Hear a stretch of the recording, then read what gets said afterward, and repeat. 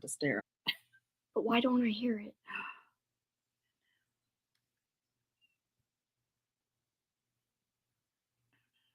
Wait, why is it frozen? What is happening? Oh, that's the wrong one. That's why.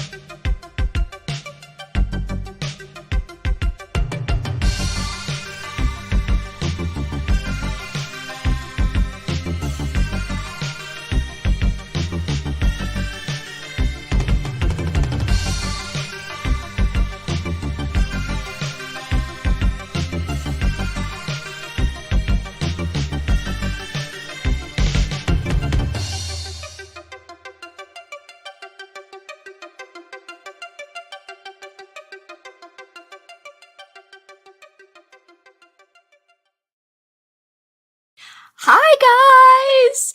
Right before we went on, I was clicking the wrong intro, and I don't know if my mic was on, and I was all like, why isn't it working? Why isn't it playing? Why can't I hear anything? So I don't know if you guys heard that, but hello! Welcome, fellow freaks, geeks, and welcome Kat's peeps, because I'm joined by Kat. So hopefully some of her other peeps besides me is watching, because I'm just here with you. I'm not watching. But I'm participating. Anyway. Are you watching with your eyes? I am.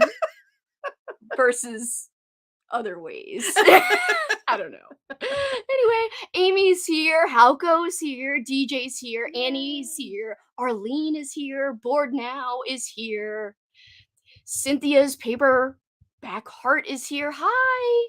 Hello. I love your name. Such a cool, and a cute little icon. Very cool. Thanks for being here. Yes. Amy, is this going to be spoilery, or am I cool to watch if I haven't read these? You're cool to watch. I think we were talking about some villains, but that's not really spoilery. One thing that's spoilery is just the thing I said about the rat earlier. Yeah, that's it. And then if we talk about our sad scenes. Oh, I wasn't going to specifically talk about, I didn't write any sad scenes. I'm heartless, bitch. So I feel like nothing makes me sad. No, just kidding. It shouldn't be spoilery, and if it is, we'll warn you, Amy. You should be okay. We're just gonna do a little wrap up and a ranking, and kind of some thoughts sharing. Your boy Halko. DJ, hello. Halko's Annie. my kindred spirit. It's true. It is very, very true. Arlene, our awesome viewer from Manchester who is stuck with us through thick and thin through the Year of King. Sad to hear about the death of the kid from Salem's Lot. Yes. You didn't see that? No. I thought maybe you would have seen it. Yes. I think he was like 61, 62. Lance Kerwin. I saw that and I was bummed out. Yeah. Yes. If you hear whining, Jackson is in a very whiny mood. I don't know what is going on. I think it might be the weather. Yeah, Jackson's just like, pay attention to me. You're talking to Kat and not me. So he's a little, high maintenance today. Hopefully he doesn't unplug us, because last stream he unplugged our mic and he unplugged our. That was me. I unplugged because of him. Was it? I thought he was coming near you, and then you're like, oh. I know I was. In fact, do you notice? Kelsi put me over here. I'm in the timeout channel. I'm in timeout because I can't be over there. I was like, get Kat away from the cords. We don't want to go off again. We've only done how many streams? And of course, the last one is the one. I know, our very last, complete King chat, she unplugs us. I know. And the mic. I know. The mic and the internet. It was great. It was awesome. But it was, so bad. It was fun. So bad. I am wearing thematic king earrings that says we all float. And I'm wearing my shining earrings. Hell yeah. I don't know which direction I'm going in. I can actually see them this time. It's a book cover. It is a book cover. I love them. Yay. I almost bought a pair for myself, but I said I will just buy them for Kat. And I did. So sweet. So, should we address this later, or should we do it now? Do we have a project for this year? Well, we do have a King read, which we will talk about. We do have a planned King read, but we will be continuing on. Just to tell you guys, if you enjoyed our Year of King, and this is what we're here to talk about to any new viewers who maybe doesn't know about what this project is about, we spent all of 2022, every month of the year, we read a Stephen King book, or sometimes we read a short story or two, and then we also watched the accompanying adaptation or adaptations if there was more than one. And we did have a couple of months where there was multiple adaptations, like for It, we had a lot to watch for that month. The Shining, we had a lot to watch. You watched a lot for The Dead Zone. Yes, I did watch the first 2 episodes, which was kind of like a pilot movie or whatever that they had for it, which I ended up enjoying that more than the actual movie. I hate to say it, but Pet Sematary we had 2 as well. We had 2 for Pet Sematary, and we know my thoughts on that. Oh yeah, I forgot. That was like a very heated. I should have rewatched some of our videos just to kind of get a feel for everything. Had a montage. I know. I wish I would have had more time. I've been a montage slacking. of our thumbnails because our thumbnails are hilarious. I should have. You told me that too, and I forgot to do that because some of the thumbnails I would recycle the same pictures, but others like I'm looking scared. I love the one with Kat. She looks like a lawnmower man. Like literally, she's like mowing the lawn. I think my favorite is the Kathy Bates and oh my god, yes, that's my favorite too. And the Pet Sematary one was good too. Yeah, I made you say like sometimes dead is better. Anyway, I made like Kat. We did. We would have fun when we had time to come up with something. That's for sure. Yeah, and we are going to like watch movies together because the first year we did projects together, we did not do the Year of King, and we still had a King chat in that non-Year of King. Yes, we did. We also had lots of movie marathons where we would we would gather together at the end of the month and talk about our thoughts. Gather. We're a coven, bitch. No. We're not a coven, but anyway. A coven of 2. Yeah, very small coven. A coven if it's only 2? I don't know if it can. But anyway, we did talk about, we had a slasher marathon where we talked about all these slasher movies. So we will still have joint chats, sometimes in person, sometimes on StreamYard. We will be doing sprints together as well. Yeah. Because we've already done some this year. Like you were doing some on my Patreon. By the way, if anyone's on my Patreon, I am doing sprints today at 5. But I also have to pick up Paul from the airport. So one of the sprints might be like long. Just in case like it takes me a while. But he doesn't have any checked bags, so at least that's okay. Good. Our bud is here, Analog Betty. Hauko is laughing about kindred spirits. He is my kindred spirit. Rally reviews. Hi. Hello. Turning pages with Sarah Ann. Hi. How you doing? Can't say wanted to pop in and say hello. We appreciate you popping in. It still means a lot. Thanks for checking it out. Thank you. We're just going to be ranking some Stephen King books and short stories that we read. We've got like a top 10 of the books that we read throughout, not all time. Just for this Year of King. We're only focusing on Year of King. Because Kat has read more than just what is encompassed from the Year of King. So if she was doing an ultimate top 10, it would differ from what we're talking about today with her top 10. So just be aware of that. It'll be a little different. We'll remind you as we go that is the case so that you guys don't forget and think we're giving an ultimate top 10 when we're not. For the most part. Like I will say, I think my top 5 are my top 5 period, I think. Well, no, because there's a book missing that I didn't read this year. Well, you have a couple of The Stand, I didn't read this year. The Stand and Cycle of the Werewolf. Yeah, and the short story collection you gave me. Yes, Full Dark No Stars. Yes, Full Dark No Stars. That wouldn't be my top 5, though. That was a good collection. It was a good collection, but I like his full-length novels better overall. Oh, yeah, but I mean, I would, if anybody wanted to start with collection, that's a good collection because all 4 stories were good. Yeah, and they're a little bit long, like because so it feels like they've got some meat. They're like almost like mini novellas. Yeah, I think they're novellas. Yeah, honestly. So anyway, we will be talking about short stories. We will be talking about the movies and ranking a top 10 for the movies we watched for the Year of King 2022. And have no fear, like I teased, we will be talking about a King read in 2023. We'll reveal what that is soon, and we will be doing other projects. I'm doing a mini, for anyone who wants to join my Patreon or is interested or intrigued, another kind of thing to get people's, kind of interest peaked. I do want to do a mini slasher readathon, just like a week or 2 in June, but not a full one. And then have like a watchathon too. And then, Kat is also going to be doing some zombie stuff in May, and I'm going to be participating too. So we'll have lots of zombie stuff to talk about too after May is over. Yes. So there's plenty of projects together. If you guys are liking the team of Kelsi and Kat, Kelsi and Kat, the coven, it's not going anywhere. That's right. Our coven will go strong. Our coven of two. Whatever. So dumb. I love it. I think you can have a coven of two, in my opinion. Okay. Well, also, by the way, I'm wearing a Jack Nicholson, Baby It's Cold. Katrina has the same sweatshirt, so I think it's fun. Even though it is not cold here in Louisiana, it's muggy and 60 degrees. And it's dreary. Raining. And literally my backyard is like a lake. I'm happy that Kelsi is not getting the rain that I'm getting by my house. When she told me that her backyard was a lake, I'm like, really? It's like really kind of dry here. I really do feel like I could have gotten in a canoe and then eventually it would have dried up and you would have been stranded. You'd be like, I can't paddle anymore. It's always so fun talking to Kat. That's why I'm glad we'll have more projects together. We can't let this disappear. No, we cannot. And we would not let it happen. No, we would not. All right, Kat, where do you want to start first? How about our general thoughts about the Year of King and what it meant to us and how it went? Do you think it went well? I think it went well because I did put Year of King on my 22 for 2022 list, and we thought it was a good idea if we collaborated on it. I felt it was your brainchild, this whole Year of King. Well, because I wanted to read some more King, and I found it very satisfying. But you did a lot of rereading. I will say, well, you are a trooper. But what I was going to say is it was wonderful to be able to reread the classics of Stephen King, because I do think there are classics, and there's King prior to his accident and King after his accident, King prior or while he was living through his drug and alcohol addiction period of time, as well as when he sobered up and left that world.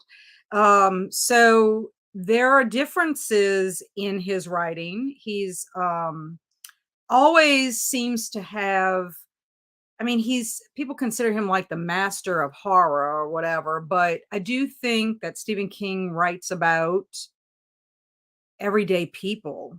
And even though there are supernatural elements in many of his novels, a lot of his novels don't have supernatural in it. And he talks about addiction and loss and fear and grief in such a eloquent way. I think he does. I really do think he really does. And Amy is very interested to see how we rank all of the books we read. Now, just to reiterate, Amy, we are not doing a top 10 of all time, but we're doing a top 10 out of the books we read of King's books in 2022.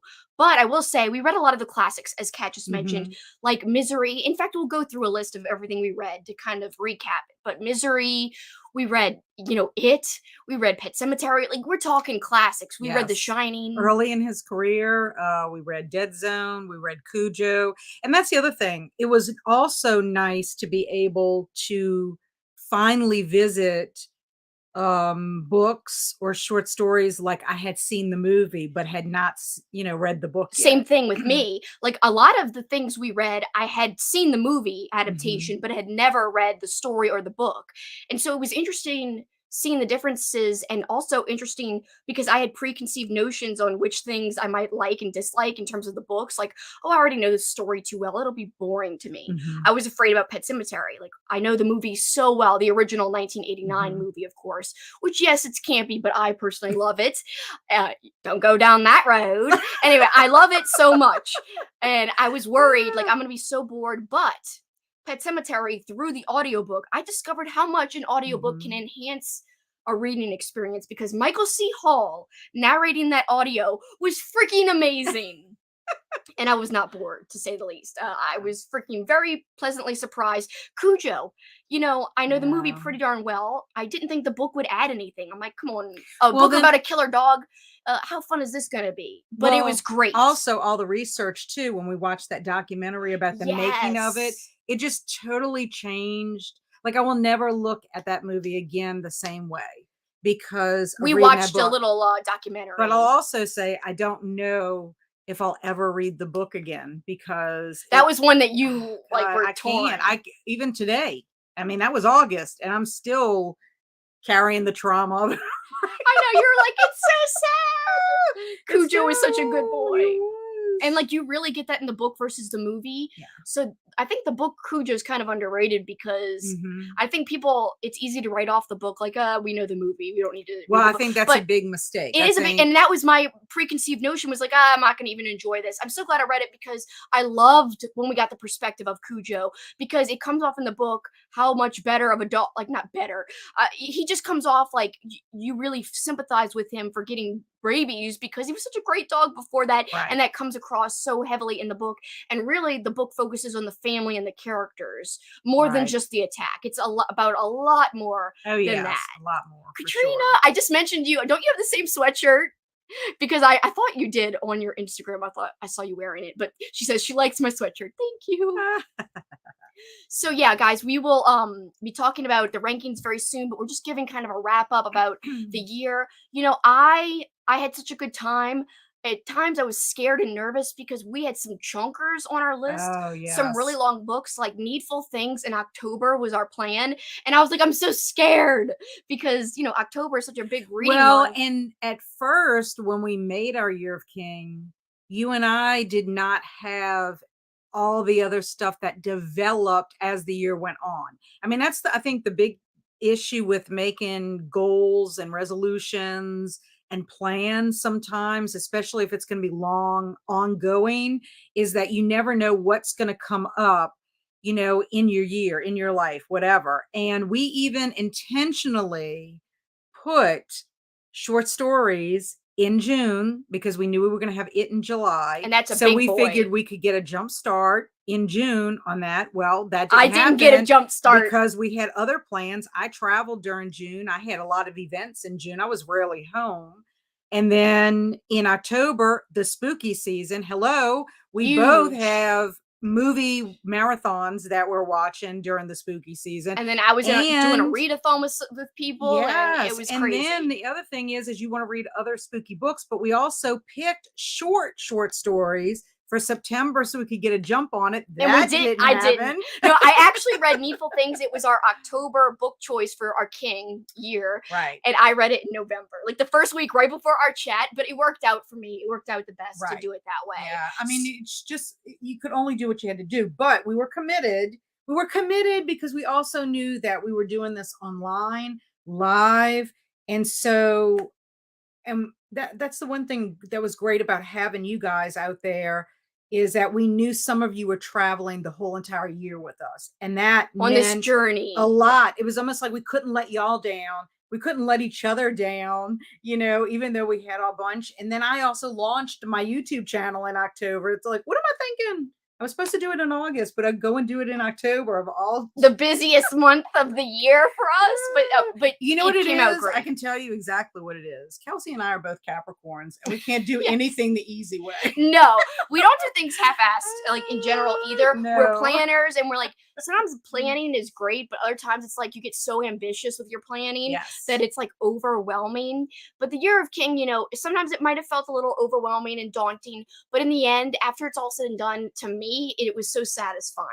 Because now I finally have read some classics that I never, oh damn it, these bots that I had never gotten to before. And I'm just glad to have you understand what people are talking about when they're talking about these books, you know?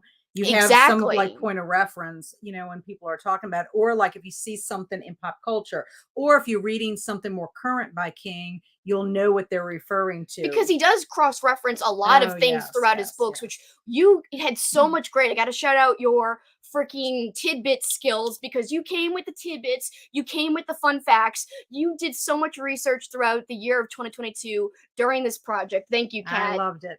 I think I love research. I think I love. I know you had your little post-it notes in your books. You're like, guess what? This references something else, and this references this. And Stephen King went through this during his life at this point. And awesome stuff, Kat. Thank you for doing that. Thank you.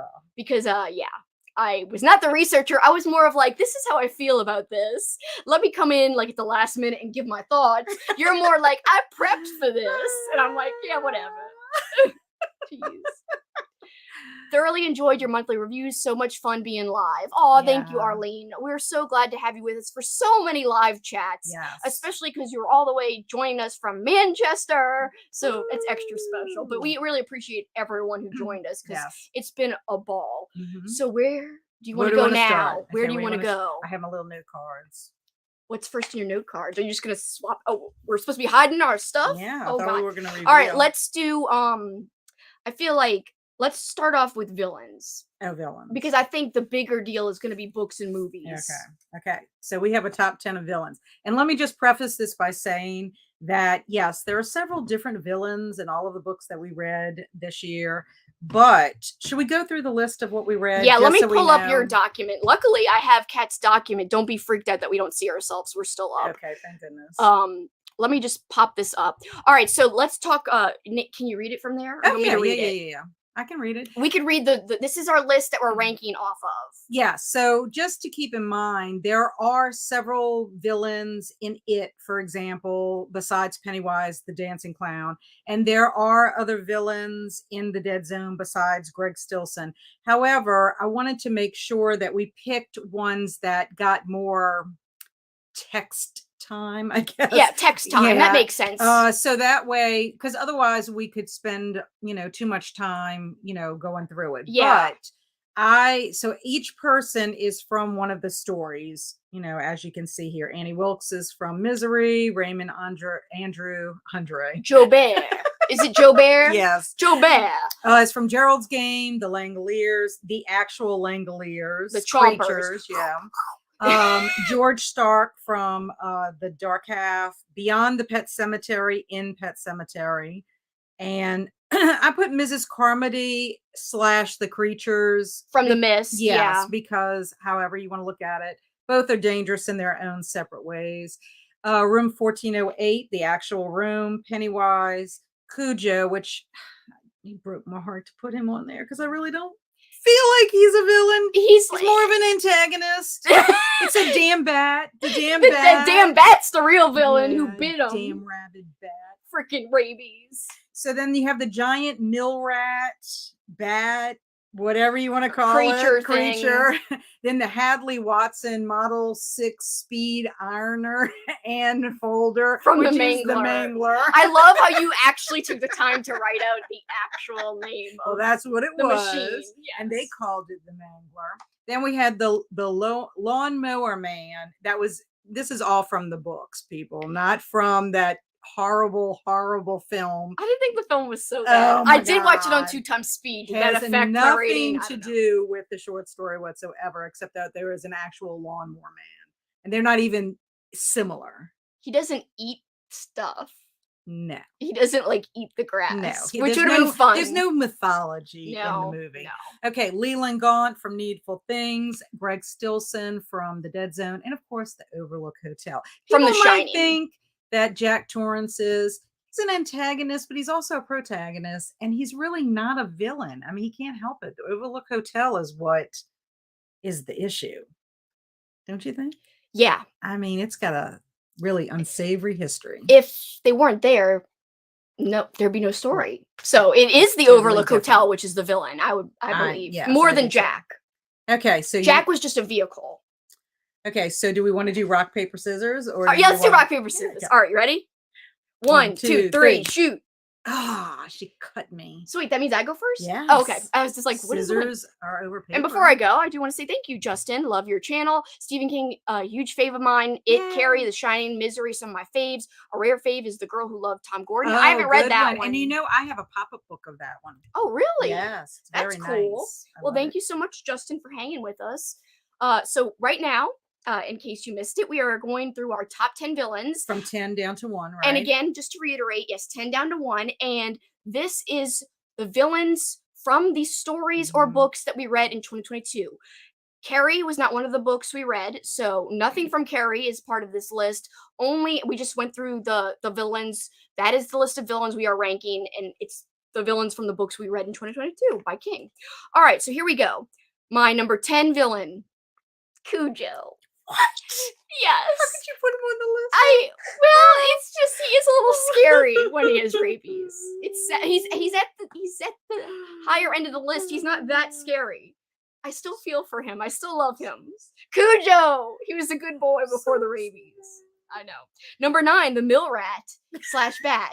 I'm mostly imagining the movie because the movie is wonderful. Damn bots are here again. They hear us talking about the rats and the bats, Yes, and they're that's like, "Yo, right. bitch." So I'm a bot with wings. I'm a bot, not a bat. They think we're calling them out. Anyway, they are a villain of a different sort. Yes, they are. Oh, that's what it is. Villains. They hear villains. And they're like, "You want to talk about villains?" And then they come in and swarm. So yeah, my number 9, the mill rat, because I don't know. I'd be scared to meet a mill rat that's all deformed and yeah, kind of extra well, that's scary. even the regular rats that were in there were kind of. Well, I mean, Stephen King has a thing about rats, as we talked about in some of our streams. He puts rats in a lot of his stories because rats really do freak Stephen King out, we've learned. Yes. Number 8, Mrs. Carmody / the creatures from The Mist, because Mrs. Carmody to me is almost scarier than the creatures because I feel like Mrs. Carmody, just in case you guys aren't familiar with The Mist, she's very religious. She's someone who's very convincing in a traumatic situation to where she gathers people. Mob mentality. Yes, she gathers people into her circle and starts to influence them and kind of create a mob mentality. Yes. Very dangerous in a different way because she can incite people to do terrible things. Yes. So Mrs. Carmody had to be on this list for me because just the nature of her personality is very realistic and very scary. And I'm gonna have to say the actress who portrayed her in the movie was very good. Yes, yes. Katrina, the mill rat in the movie. Yes, I know. So I'm half naming the mill rat from the movie and the story itself. Even though I think the movie was better. Anyway, sorry. Than the story. Anyway, number 7, favorite villain, Leland Gaunt. So gross. But I would have ranked Leland Gaunt closer to my number 1 villain if we were just talking about the version from the movie. Right. Because so him going in to kiss the girl in the movie grosses me out a lot. Yeah. I have goosebumps. Just because of the making out scene, I think he's worthy of being a villain. But he's horrible. He really in the is book, a horrible, in the book, he's very horrible. Individual. And he's pretty evil. He loves chaos, and so he deserves to be on the list. He's another one that incites. Number 6, the Room 1408 from Room 1408. Yes. Because anything could happen in that room. You don't know what's real and what's not real. Of course, this is a short story. And you have aftershocks. Yes. If you survive it. Yeah, like you're traumatized for life. Yes. You don't go back to living a normal life how you lived before you went into that room. So to me, that room is pretty menacing. Number 5, so we're in my top 5 now, the Langoliers, because even outside of the funny part of the movie, like them chomping, the idea of like something eating reality and erasing existence is pretty freaking scary. When you think like, oh, if these things get to us, we will just not exist. Right. Well, I think we'll be part erased. of the issue is how you imagine them when you read the novella. Is totally different than how they transfer to. It's very hard to think of them as not being big balls like in the movie. So it's kind of hard to take them seriously as a villain, but they are number 5 on my top 5 top 5 villain list. All right, so number 4. And we did say villain / antagonist. Yes, / antagonist. So number 4 would be Beyond the Pet Cemetery. Yes. So the ground that essentially messes with the bodies that are buried there and brings them back, but brings them back not quite right. Exactly. Yeah. Because to me, that's just very tempting to want to use the ground to get your loved ones back. And that's what's scary, is that grief can make you do something like that, and then the consequences are just unfathomable. Well, it raises the question, at what lengths would you go if your grief is so overwhelming? Yeah. What lengths would you go? And that's what's scary, because people would go to great lengths even when it's not a good idea. Exactly. So that whole thing, it's very fascinating. Number 3, so we're in our top 3 now, Annie from Misery, because she's just wild. She's obsessed. She's scary.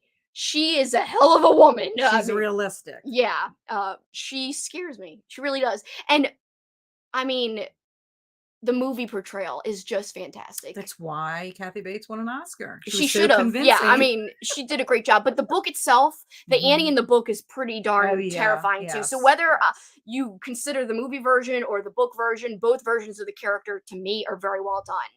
Number 2, the Overlook Hotel.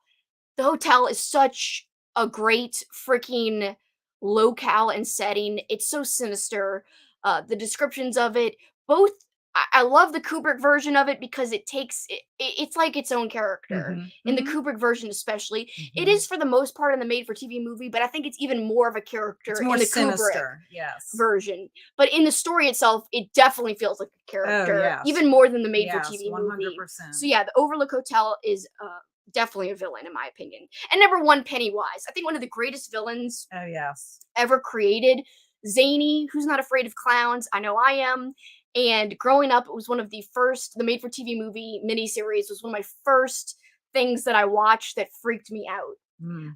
Tim Curry's version of Pennywise. But in the book, reading the book for the first time this year, the book Pennywise freaks you out because he takes on even more forms than in the made-for-TV version. But, you know, the newer movies, they kind of had him be different things, but I still think it's better portrayed in the book. And Pennywise is just such a great character that will never go away. It's become a part of our pop culture.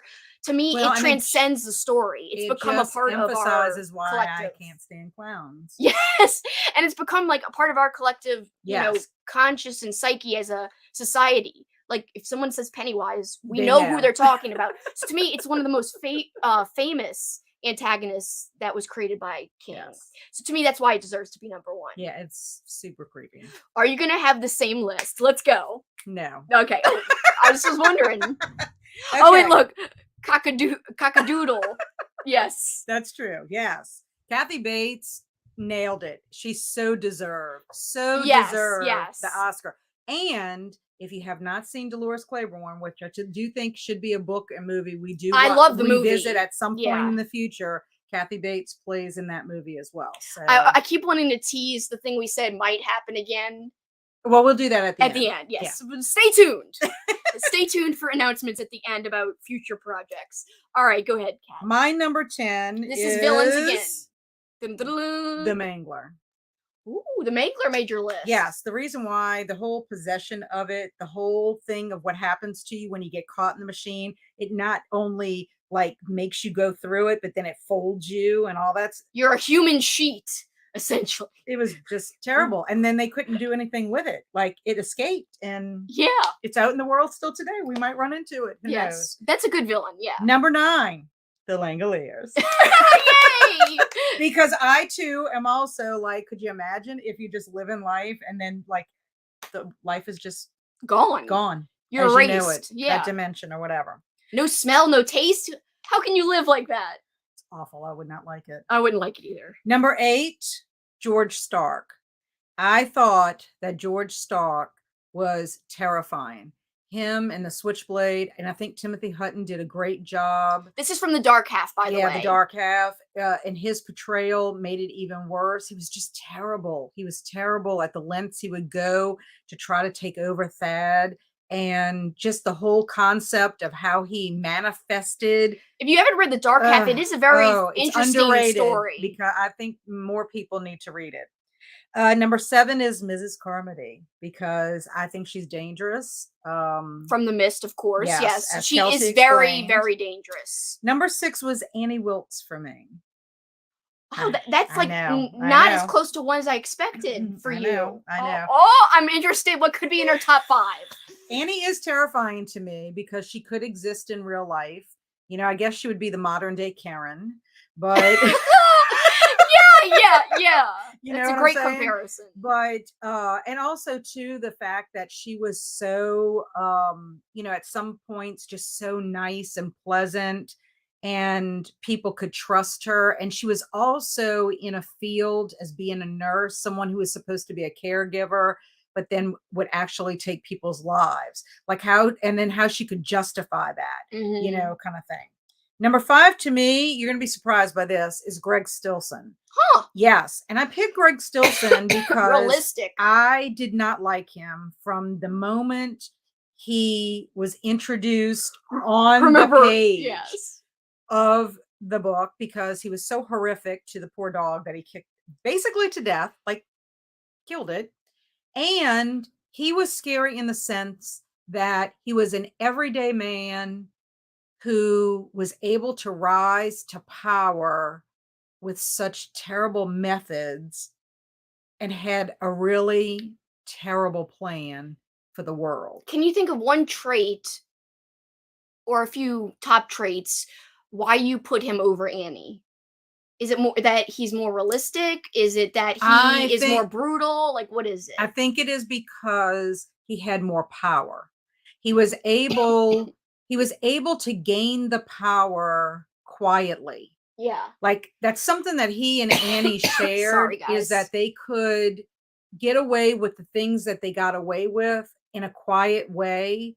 Annie had to keep moving from town to town, hospital to hospital, until eventually, I guess, she lost her license. And she was under suspicion. Yes, and she was under suspicion. I will say, Stilson had people fooled. Yes, and he had people convinced, because he was in power and gave them power, that he was going to do something wonderful or whatever. But his impact was more far-reaching than Annie's. And so you're that's right. why, yeah. Like, if he came into full power, there was no stopping what he could do. Right. And I think as sinister, this is from the Dead Zone, by the way. Sinister as Annie could be, Greg was just as sinister, but he was more far-reaching. Right, because he's a politician, and affected more people, in my opinion. That's why I put him above Annie. But it was hard. Makes sense. I went back and forth on it because they were just terrible things. But Greg Stilson was terrible to people and to dogs. So yeah. Number 4 for me was Leland Gaunt. I mean, he is the devil.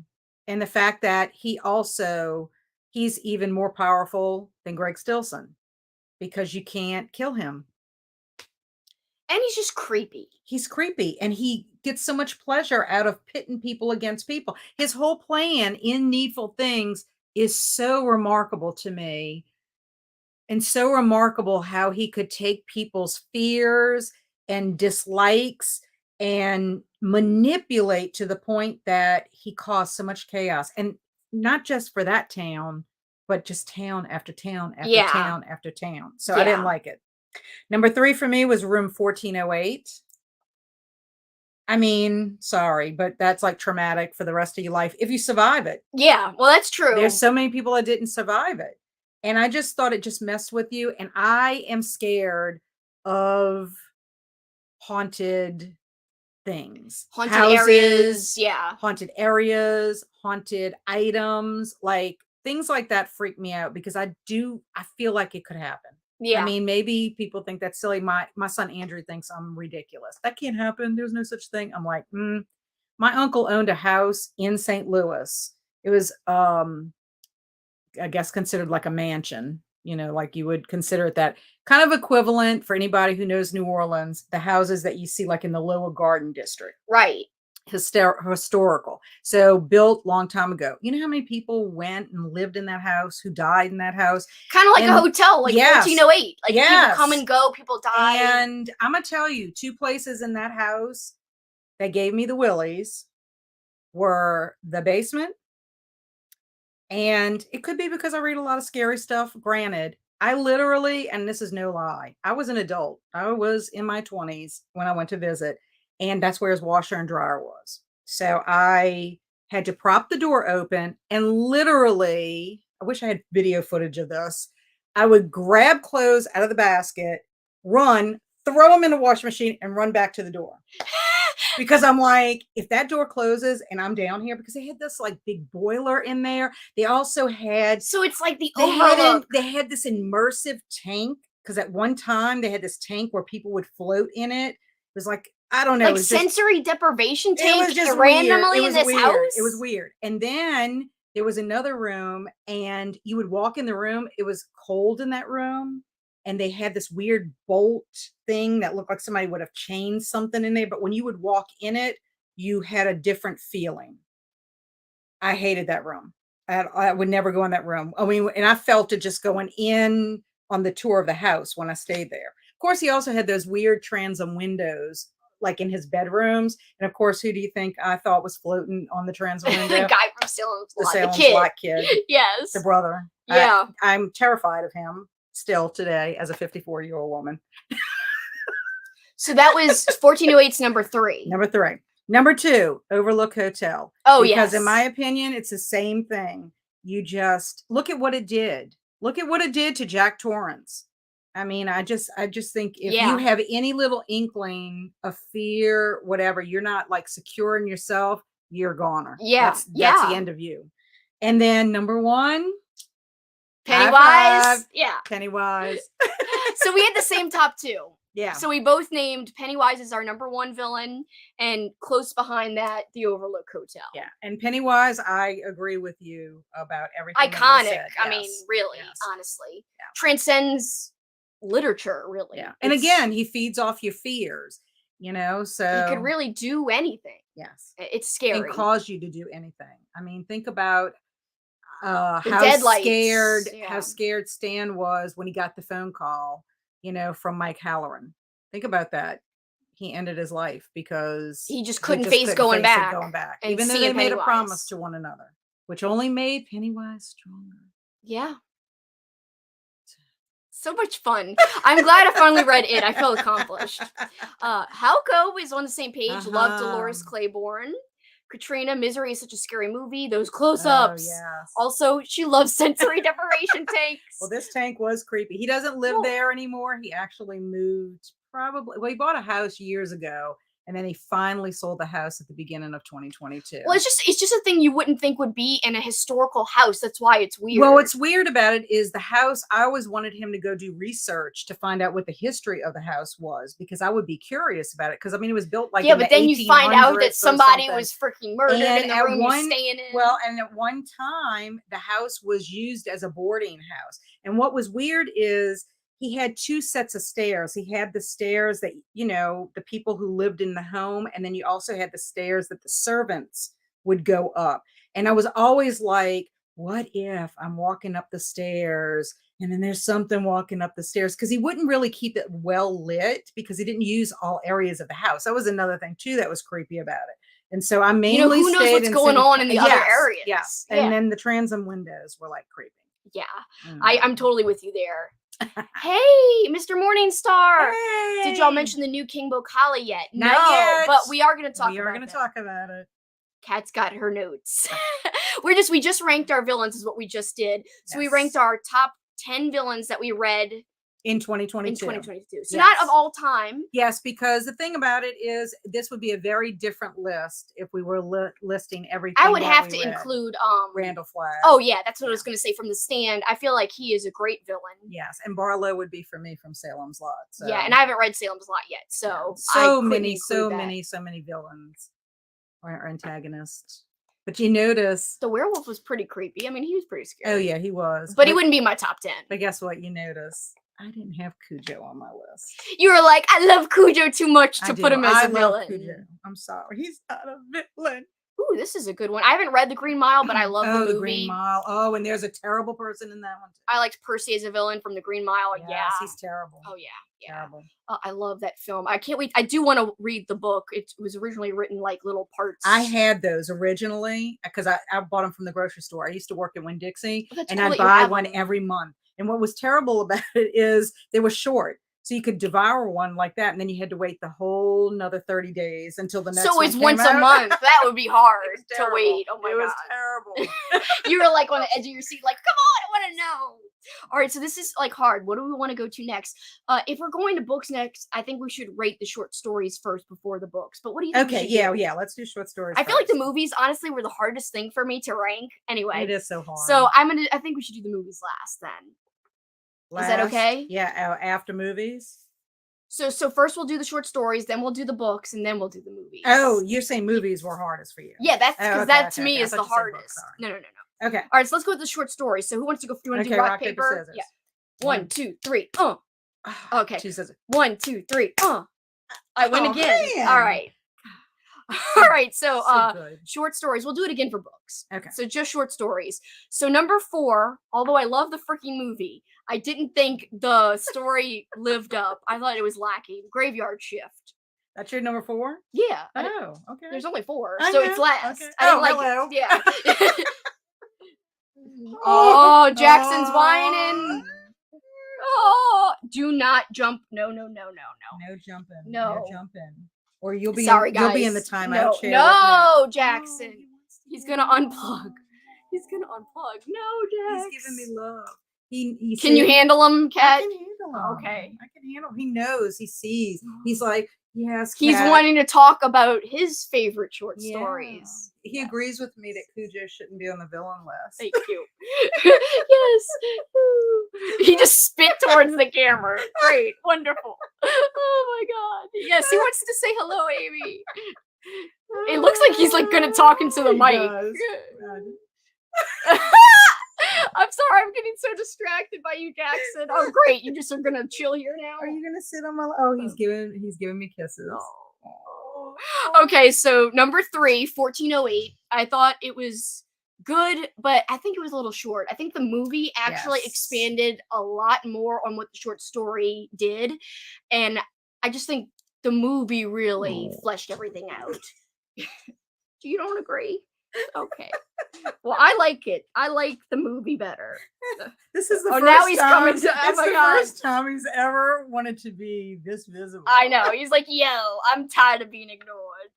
Whatever. Oh, no, stop staring at me. All right, number 2, The Mangler, because I think it's a great story. It's creepy, it's well done, it's short, it's impactful. I really like that one. And number 1, The Lawnmower Man. It's super short, it's really zany, Yes, and I love very it. zany. I yes. love the story. It was weird. I would never have guessed where it was going. No. In I a would million not. years. It is really, it's comedic too. It I mean, is. that's what's great about it. You gotta let her read her cards. Here we go. My number 4 is The Mangler. Number 4 is The Mangler. I put The Mangler. Oh, I'm surprised yes. by that one. I don't know. I just kind of thought, the ending was kind of weird. He's not gonna be able to get down. I'm scared. No. Poor Jackson. Go ahead, Kat. I'm listening.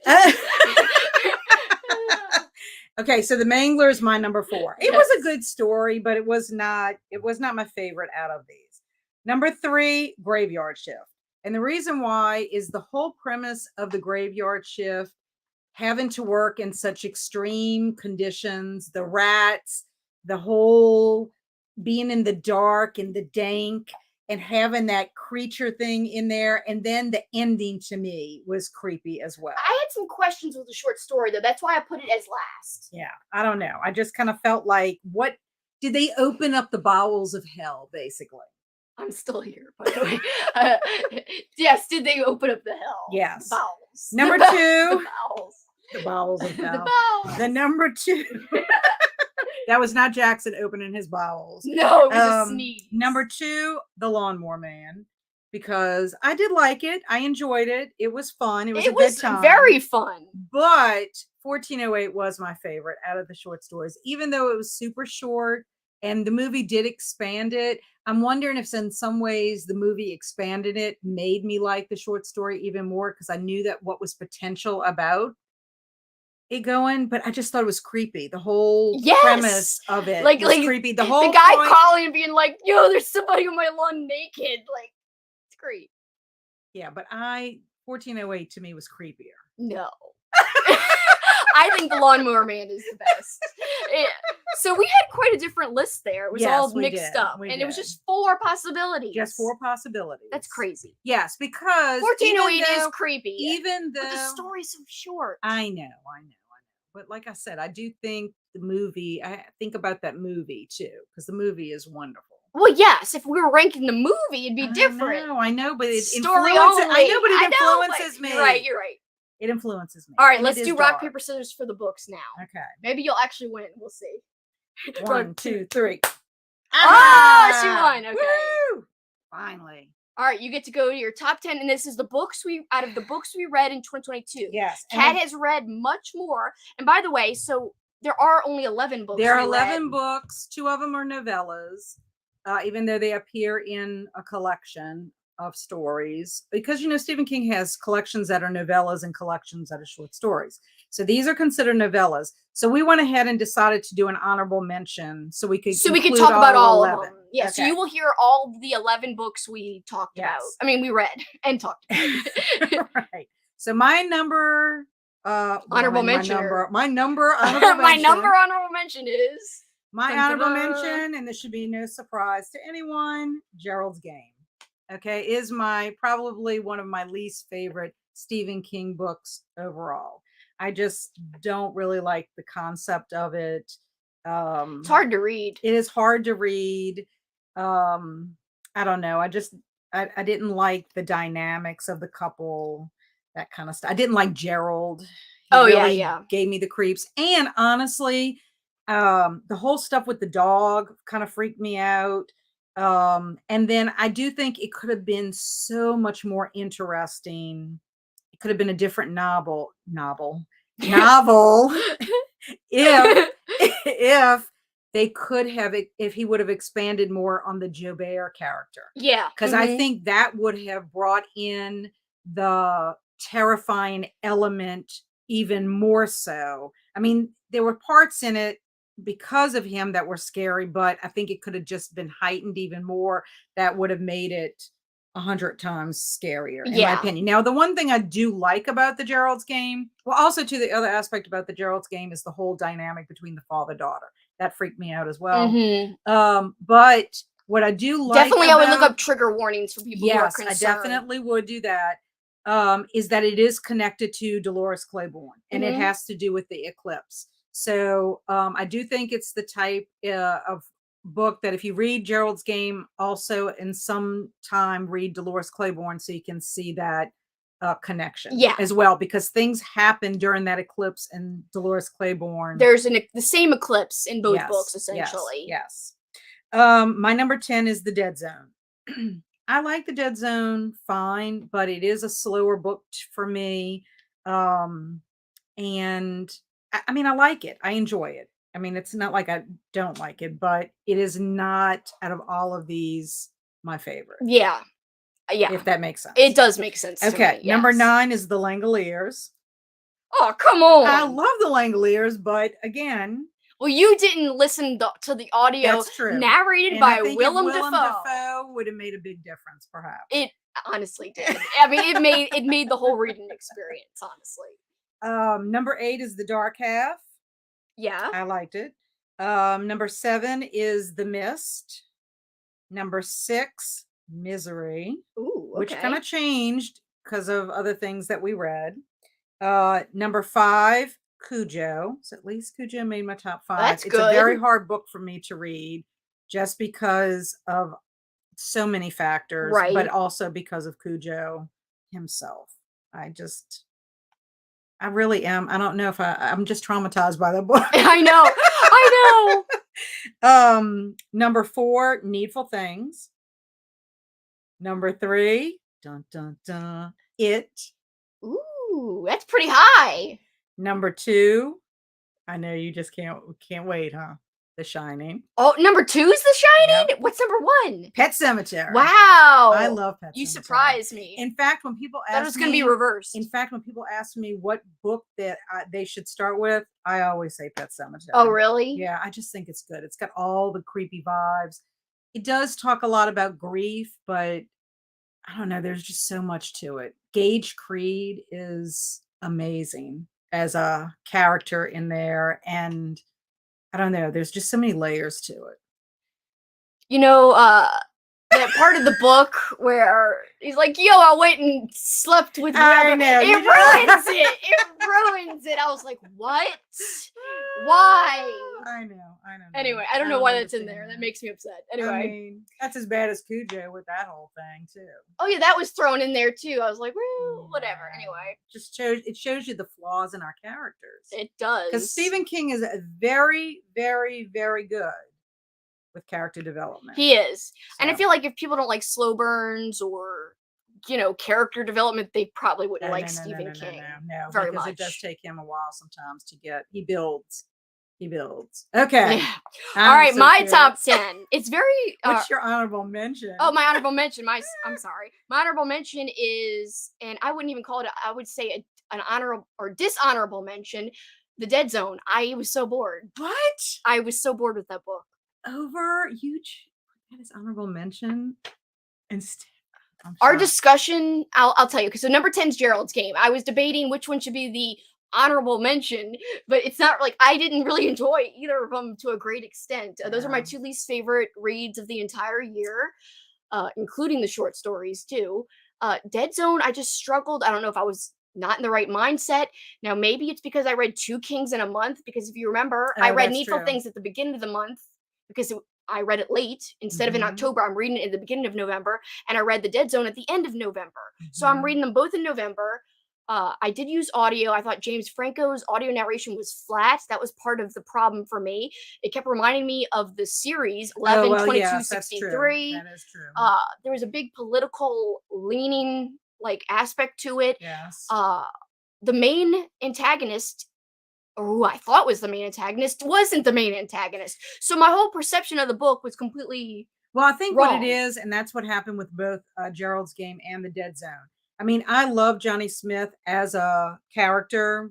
That's the protagonist. And it's not of the first time that I've read The Dead Zone, but I didn't remember it being so political. And I think because from the first time I read it and the second time I had read 11/22/63, having James Franco, I envisioned him and the actress from the TV show as the characters. That was something that had to do with, I was listening to audiobook for the very first time, and that I think influenced it. But I do think if Frank Dodd was expanded more than perhaps Greg Stilson, just like if Joubert would have had more of a role in Gerald's Game, I think it would have been they would have been different stories. Yeah. For us. And I maybe would have liked it more, actually, if that was the case. But yeah, and Gerald's Game is number 10 because the reason it beats Dead Zone is because when we had our discussion about it, because not only did we have a discussion here live, we also talked about it with our book club. Oh, that's true. And they brought a lot of great conversation about it. Like, I mean, our friend Melissa was saying how it was one of the scariest books she ever read. The idea of being, and I will say it is frightening being trapped. You can't, like, she's handcuffed to a bed, she can't get out. And there's more at play than just that.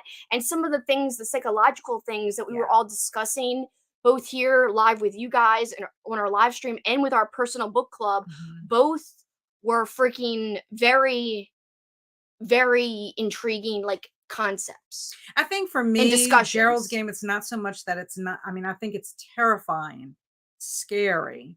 I wouldn't want to be in that situation. I just think there were parts, concepts, parts, subject matter that, it's hard for you to read. For me to read.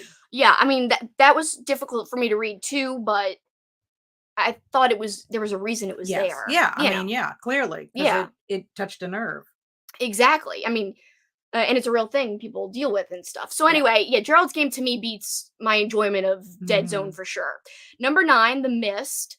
When I rewatched the movie, I had only seen the movie when we were doing this project. I had never read the story. I actually wound up liking it not as much, the movie and the short story. I thought it was okay. It didn't blow me away. It wasn't amazing. Number 8, The Dark Half. I enjoyed it. Yeah, so you and I flip-flopped on that. Yeah. The Dark Half is good. I think it's underrated in terms of, if you're looking for a lesser talked about King. I think it's an interesting one. Has some interesting concepts. Interesting characters. Yeah. You got Alan Pangborn. It's weird. It doesn't all quite make sense, but still an intriguing read nonetheless. Number 7, The Langoliers, and maybe it's closer to 1 than the others because, like, you're probably saying, like, how could you put The Langoliers, like, ahead of The Dark Half? But at the same time, it's like Willem Dafoe's narration was so fun. The concept was kind of sci-fi-ish, and I don't mind sci-fi types of stories. I didn't mind that it was more sci-fi than horror, personally. It was fun. Yeah. I had a good time. Yeah. I was like, yeah, whatever. It was fun. Number 6, and this probably is going to surprise you too, It. I was really debating 6 and 5. It was hard for me. I could have easily switched them, but number 5 is Misery. So at first I put It at 5 and then Misery at 6. And then I was thinking, and I ended up reversing it and putting It at 6 and Misery at 5 because To me, it is a wonderful book, but I have such an attachment to the made-for-TV Mhm, miniseries. mhm. To me, I would almost rather like, I would probably not revisit it, and if I did, it would be a very long time Right. away from now. I feel like some people argue there's no extra fat in it. Everything has a reason, everything gives background and a purpose of, the place of why Pennywise is there, how it's affected the town, Mhm. Derry, but I thought you could have cut out 100 pages at least, if not 200. I really do because we had already gotten background of the town and then we're getting it again later in the book. And I'm like, we don't need it. Like there was already examples given of why Right. this has always gone on for the cycle of Pennywise for this many years and how it made the town bad. And I didn't need more examples again. Anyway, so like a little bit, I felt like I was making good progress going along, and here comes this other part that's more background, and I'm like, no. So that is why I moved Misery to 5 because Misery, there were parts that were different than the movie for me that Oh, surprised me yeah, that I yeah. really liked. At first, it was almost too similar to the movie for me that I felt a little bored. But then as it went on, it was super exciting. Mhm. I did feel an excitement, and I really enjoyed the second half of the book a Yeah. lot. Number 4, Pet Cemetery, amazing narration by Michael C. Hall, added to my enjoyment. I do want to bring this up because we did check this out a little bit, but not a lot. Arlene wants to re-recommend the BBC radio adaptation of Pet Cemetery, Yes. which is on YouTube. We looked it up. We Mhm. did save it. I listened to a few minutes of it. We ran out of time because we were Yeah, I still have it on watching my so list to be much. able to listen to it because I listened to some of it as well, and it's really well done. Yeah. I do agree with this about it. I wish the miniseries did the ritual of Chud. That Yeah. would have been really interesting to see how they approach that. Because there, I will say, what I loved about the book, it was I learned a lot of things that were not touched upon in Mhm, either of the mhm, movies. mhm. So either sets of movies, whatever you want to Right. say. Yeah, the book did give some awesome extra background. I'm still torn. Like it's like maybe tomorrow I would put it Well, at that's the 5 and that's the Misery at crazy thing about 6. making rankings is depending on I think a lot of it has to do when you've read something, what's going on in your life and how it affects you at that moment kind of thing. It's so different. Like, I mean, even if I say, that I have other books that I've read, perhaps it would change the rankings, but what if I reread it again and it's And different, it's different. Yeah. you And know? here's a good example. Like, so I'm sitting here putting Misery over it when I might have liked some of it better, and I might actually know that it is the better book of the two. However, I read it alongside a lot of other coming of age horror, which it is Yes, also yes. considered coming of age horror. And I actually found that I enjoyed other coming of age horror better than it. So does Mhm. that color my ranking? Does Right. that affect my ranking? And so that is why, ask me in a week, ask me in a year, it might be different. I mean, the good news is we enjoyed our books, wherever they land in our rankings. I can only assume that I missed out on the Langoliers being ranked number 1. Not yet. We haven't gotten to the movies yet. We're still on Oh, books, but I yes. did for since you're just coming in, I ranked for my books. I ranked Langoliers as number 7, which Langoliers was number 9 for me. and we ranked all of our books because we only read like 11 full Yes, it length was a lot. books, Yes. so we put them all on the list. So there you go. Uh, take that how you will, measure it how you will. So number 4, Pet Cemetery, as I said, really enjoyable. Uh, it was on my top 10 of the halfway point of the year, but it got bumped because I read more that I liked after the halfway point of the year Okay. that beat it. So these 3 books beat Pet Cemetery for me. It's not that I don't like Pet Cemetery because I very Right. much do. Like I said, it was in my top 10 in June, the end of June. I loved Pet Well, it Cemetery technically is still in your top 10. of King, but I'm saying it was my top 10 of the year Oh, of of the all my year, of the reads. year. Yeah, of Okay. all my Oh, reads. yes. Uh, but yeah, then it got knocked out of my final top 10 of the year. And actually one of these other books made it to my top 10. All right, so number 3, Cujo. It was really hard to rank 3, 2, and 1. Very, very hard. But Cujo, I loved. It surprised Mhm. me. It was a 5-star read. Underrated, Yes, very in underrated. my opinion, And for I a do King think book. that if people do not read it, I think it's because they watched the movie and they probably felt like I was, like, I don't know if I can sit through reading a book about just a dog that's attacking going to for attack. 200-300 But, pages. oh my gosh, it's 400 not. pages. It's not. It's so much more. It's character development. Some people might not love that. They might think it's a little slow, but I think it gave a lot more backstory about everything going down. And it made me feel even more for the movie. I think that, and then that documentary, it enriched the movie watching experience. Yes, it really did, because you had backstory with your characters. Yeah, because a lot of the movie focuses less on the relationships of the family and other things going on, and more on the attack and the fight of survival. Right.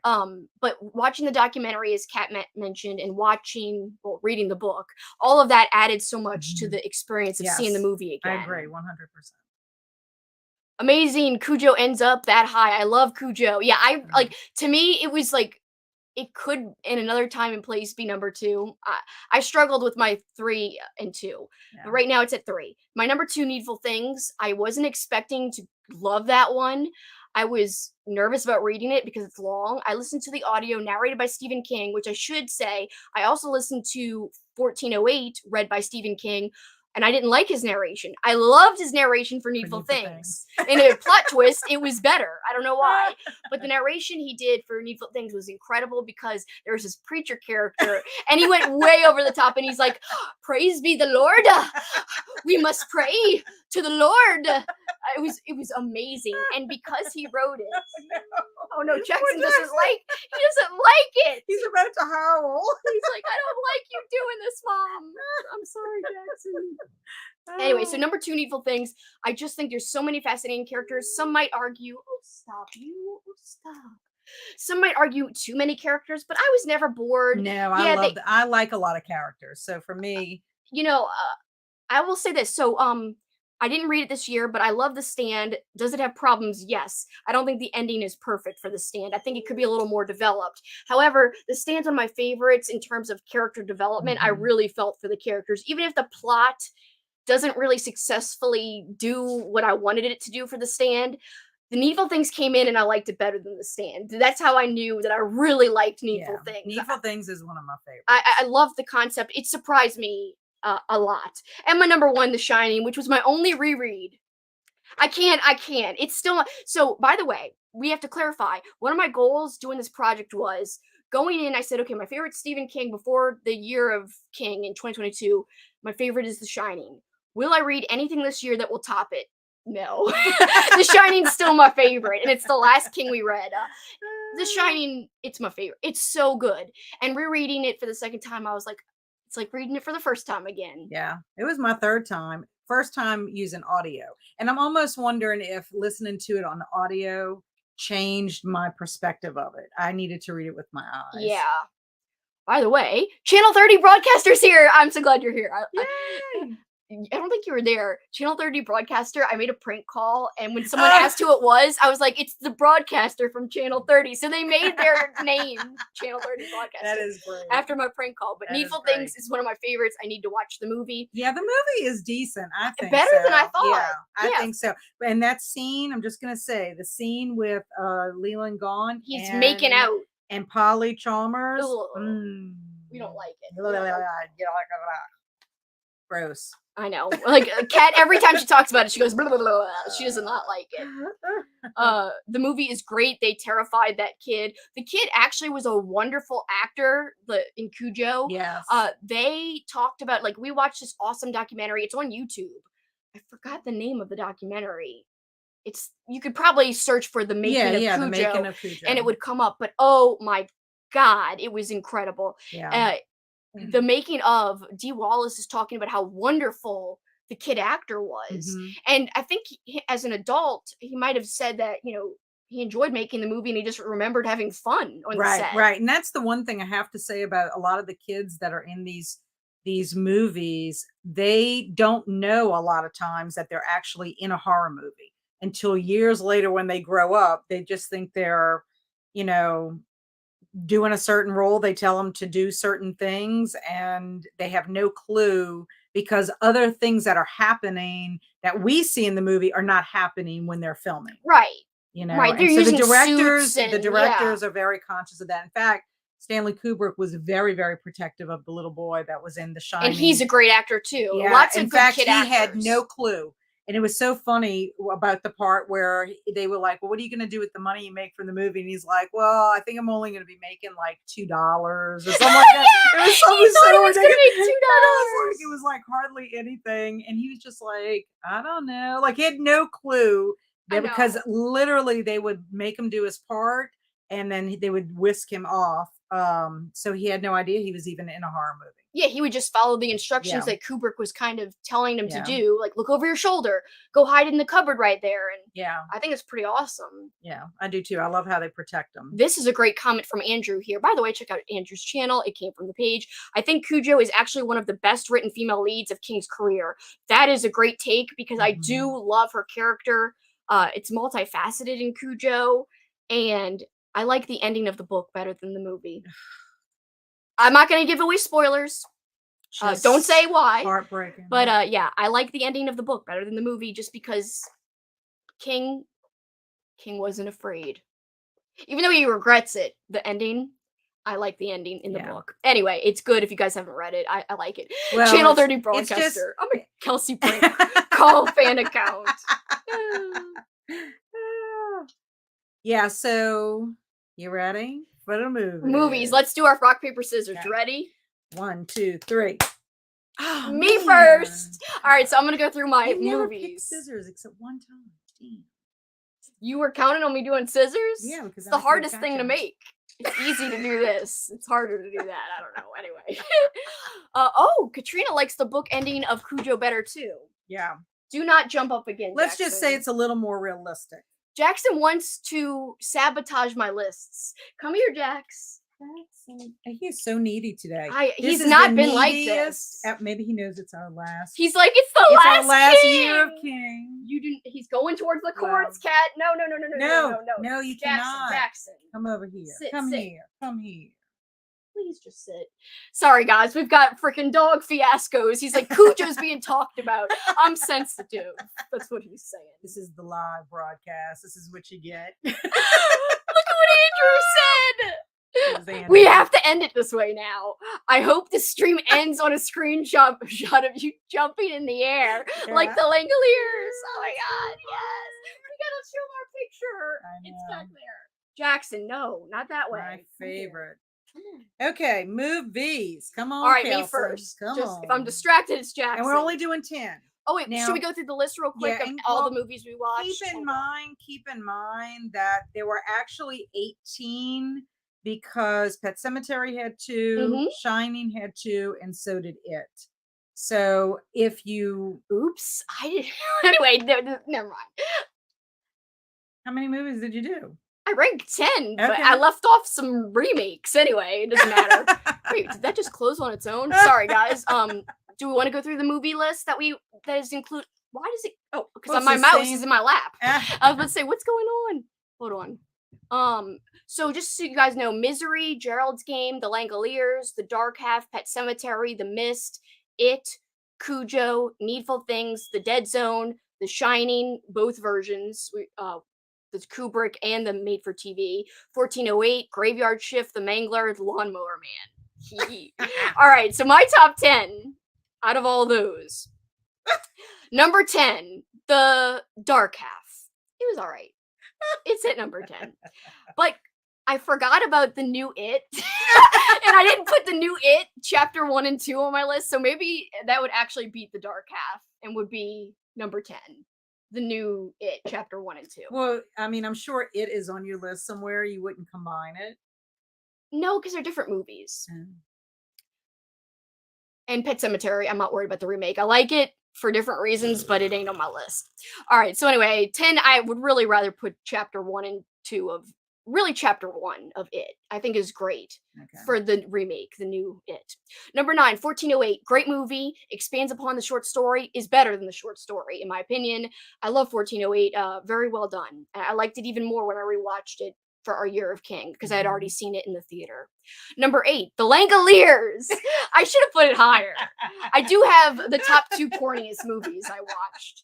Of course. Yes, because Corn and Cheese. The Langoliers is amazing for so many reasons. The made-for-TV movie. Scaring the little girl? That's one of the reasons, but yes. I should have put it freaking closer to 1. Anyway, number 7, It's Needful so Things. hard. This was harder for me to rank the movies than the books, and I don't Mhm. know why.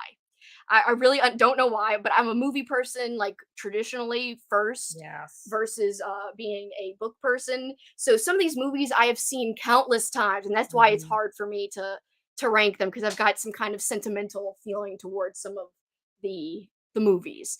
All right, so Needful Things is number 7 because I liked it more than I thought I would. At first, I was under the impression that it was a made-for-TV movie, but it has a bigger budget than that. Mhm. I saw that in the theater. I saw that one in the theater. So it is a theater movie.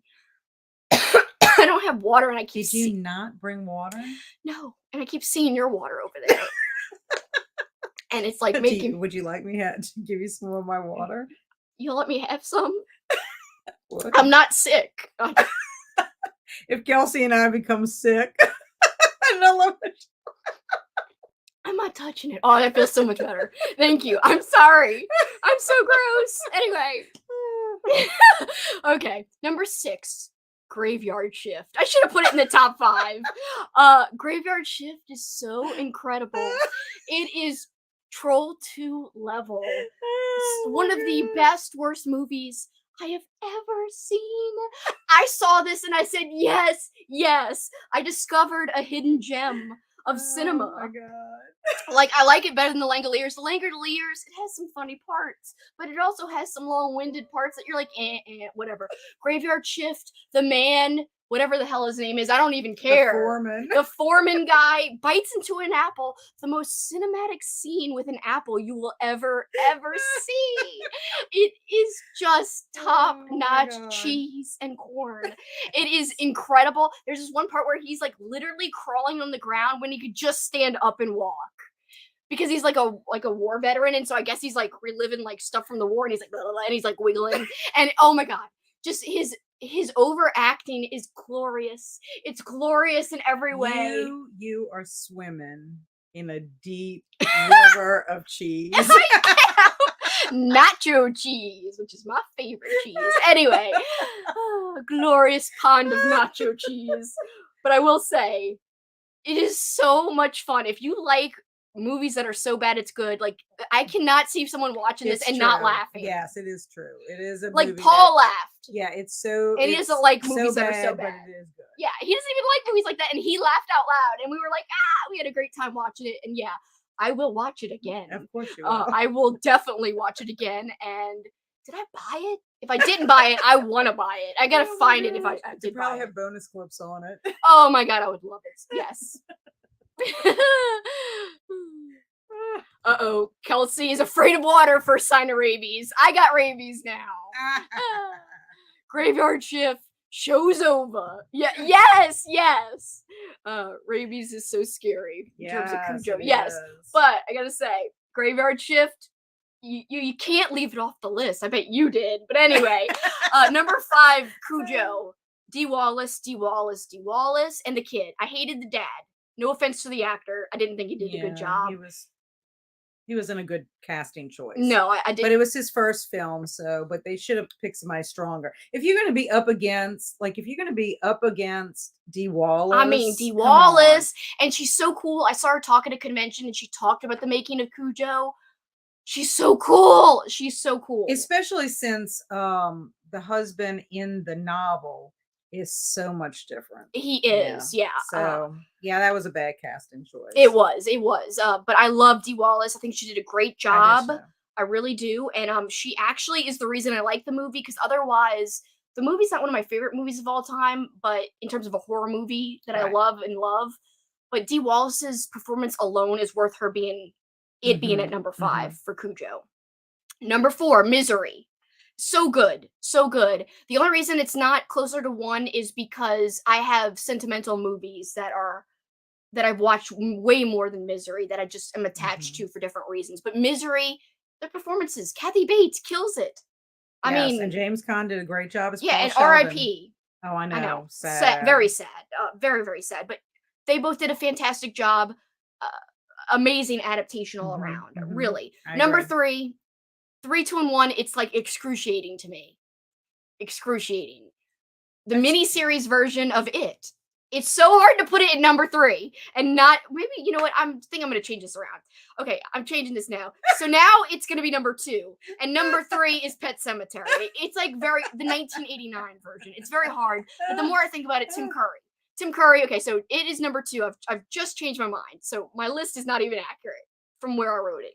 So number 3 officially Pet Cemetery. Can't go down that road. Classic, seen it a zillion times. Halloween staple for me in that it feels like it's Halloween time when I watch the movie. I love it. It's got a vibe for me. And Zelda is so scary.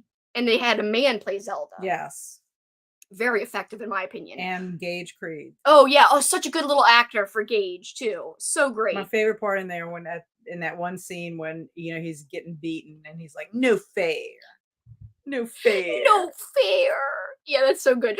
Andrew says the miniseries version of The Shining has to be number 2 because of that kid's front teeth. My 2 front teeth. My 2 front. Oh, I feel so bad. That's so mean. I'm so mean. Although Katrina made us feel better about it because she said he's a horrible person, like the actual actor. Yeah. So that kid sucks. Yeah, Katrina says. Yes. All right, so yeah, I changed my mind. So number 3, Pet Cemetery. Number 2, It, because Tim Curry. I know it's not the greatest cinematic or TV-matic, whatever you want to call it, because it was a made-for-TV. I'm making up the word. It's not a great TV-matic. It's not a great gem of TV. We're gonna put that in our vocabulary. It is. It's a new word. I mean, it's my word. Cinematic. Why can't we have TV-matic? Exactly. It's not a great TV-matic movie, but I don't know. I love it. I mean, I think Tim Curry really steals the show. And also the kids do a great job. Yes, I didn't like the adults as much. So with the remake and with the miniseries, part 2 is actually my least favorite part of the 2 parts. I think the kids in both versions of it knock it out of the park. The kid actors really carry the entire remake sets of movies in both ways. The kids are so good. Anyway, number 1, The Shining, Kubrick's version specifically. It's not faithful, really, completely. It is in some ways, but it's a movie that I will watch over and over again. I've got a movie poster in my living room. There's Jack, or here's Johnny. There's Jack, and also if Kat moves, you could see also my blanket. Here's Johnny. So it will never get old. Also, by the way, I already named it as number 2, but Kat gave me this for my birthday. I love it. I love the hands. Tim Curry version. Yeah, you can see there's different hands. There's especially the alien claw. Oh, it's so good. And different heads. Oh my god, yes. And a balloon. So you haven't played with it yet, though. I see. I don't want to take it out. I'm scared to take it out. Part of me is like, I want to take it out and display it, but then the other part of me is like, no. So yeah, if you lose a head or something. Number 3, 2, 1. Pet Cemetery, It, and The Shining. Classics that I've seen a zillion times. Yeah. Okay. Well, here's my list. Drum roll. Number 10. You'll be surprised by this. The Langoliers made my list. Yay! I just thought it was great. They had so many things. King makes a cameo in it. I love it, even though Kelsi missed the cameo. I did. I didn't notice it. That happens to me sometimes. Number 9, The Dark Half. I think it was a good one. I liked the characters. I liked George Stark, how he was portrayed. Very creepy. Number 8, Needful Things. I think wonderful cast in my opinion. Leland Gaunt was well played. Even though it deviated some of what happened, as far as the malicious things they did to each other was a little bit different here and there. It still was fine. Number 7. Langoliers for life, says Andrew. Yes. Number 7, The Mist. The Mist didn't even make my list. Well, I liked it. And I think it's because of the ending. I can't believe that they went there. I do like the ending of the movie better. I mean, I have that on another list. But anyway, The Mist, I liked it. Creepy. It kind of gives me the vibes of The Fog. John Carpenter's The Fog I love kind The of thing. Fog. I love The Fog. But I will say, it's one of those I Am Legends scenarios. Yes, yeah. To The me, CGI was not the best. it didn't hold up for me, and it if it was affected. been more practical effects, it probably. I wish they would have done practical. Yeah, you would have loved it because it I would would have have as cheesy as possible. I would have loved the practical effects. Hey, I just rewatched The Thing last night. Finally, I love The Thing. Practical effects, baby, they work. Anyway, go ahead. Number 6, Cujo. Wow, number 6. Number 6. I know it didn't make my top 5. Ooh. Number 5, The Shining. And number 5, it's number 1 for me. Well, and are you even? I did mine. I did mine by star rating. I'm just gonna say this was by my star ratings that on Letterboxd. On Letterboxd. So the thing about The Shining is I combined it. I don't know if that's fair or not. Oh, so you counted both the Kubrick and I did, and the reason why they both got 4 stars for me. There were aspects of Kubrick's film that I love. Cinematically, it is a beautiful film. It is. You cannot top the opening scene. Oh, it's so great. It's so great. Watching the car going. The winding path from really far away. Music, just beautiful. Like, it's just wonderful. The music throughout the entire film. Just like the elements, the twin girls, the blood rushing out of the elevator. Oh, I love that. So many things visually captivate me. Mm-hmm. My one little tiny thing about The Shining is, after you read the book, I think the problem is with The Shining is you can't read the book and watch the movie right after the other kind of thing. Do you understand what I'm saying? Mm-hmm. Because what happens is Jack Torrance is not portrayed the same way. Jack, I have to agree with King when he was like, Stanley Kubrick makes this beautiful movie. It's scary. It's terrifying, actually. Mm-hmm. But it's more about domestic violence than it's about what's really happening at the crux of it. And the reason it seems that way is because Jack Nicholson, as an actor, from the looks unhinged from day one. Take one. Yes, scene 1. Yeah. And he doesn't even seem like he cares about his wife at all. And I didn't like that either. I don't like, after just revisiting it. And the crazy thing is I saw The Shining before I ever read the book. And so that's why it was always like one of my favorites because it's scary as hell. And that's why it's number 1 for me, just because it's one of my favorite horror movies, period. Yes. And I couldn't not put it at number 1. Well, and so that would be the thing. If I told people, a good scary movie for you to watch, The Shining would be on that list. Yeah. For sure. Oh, yeah. But there were aspects of the miniseries that I liked. And that were more relationships. I like the relationships better in that sense. The actress who played Wendy was amazing. And Stephen King made a cameo in that movie as well. I think I caught that one. He was the band leader. Yes, yes. In the Gage Creed Orchestra. Oh, yes. My number 4 is 1408. I love that film. Wow. I think it's pretty super creepy. I think the actors do a great job in it. I think it's also just because of the subject matter, just was really creepy for me. Just the visuals of it and everything and what took place in that room. I like the story itself. I love how it expanded. So that's why. Number 3 is Pet Sematary, the 1989 version. I love that movie. It always is creepy to me. Especially the scenes with Gage Creed and the ending and just the concept of it. Mm-hmm. And Stephen King was also had a cameo in that as well. He was the preacher. I know that one. I've seen that one. Funeral. Yes. Number 2 was Misery. Wow. Yes, I really like that movie. And I think that Kathy Bates and James Caan did fabulous jobs acting in those roles. I love the little sheriff guy and his wife. I just thought they were like a little dynamic duo, those two. And there's scenes in there that are just scary. Kathy Bates is so unhinged. Like, I think Kathy Bates and Jack Torrance, could you imagine them in the same party? Oh my God, scary. Really crazy. Yeah. If you ask me. And then my number 1 is It. Yay! And the thing about this, did you combine? Or? I did. And I hate to do that, but the reason is the same thing. There's aspects of the Tim Curry that I love. I love his playfulness, even though he's horrible. His jokes, the whole scene when the adult Eddie goes back to Derry and he's talking and Tim Curry's over there with his, beep, beep. Richie and all that kind of stuff.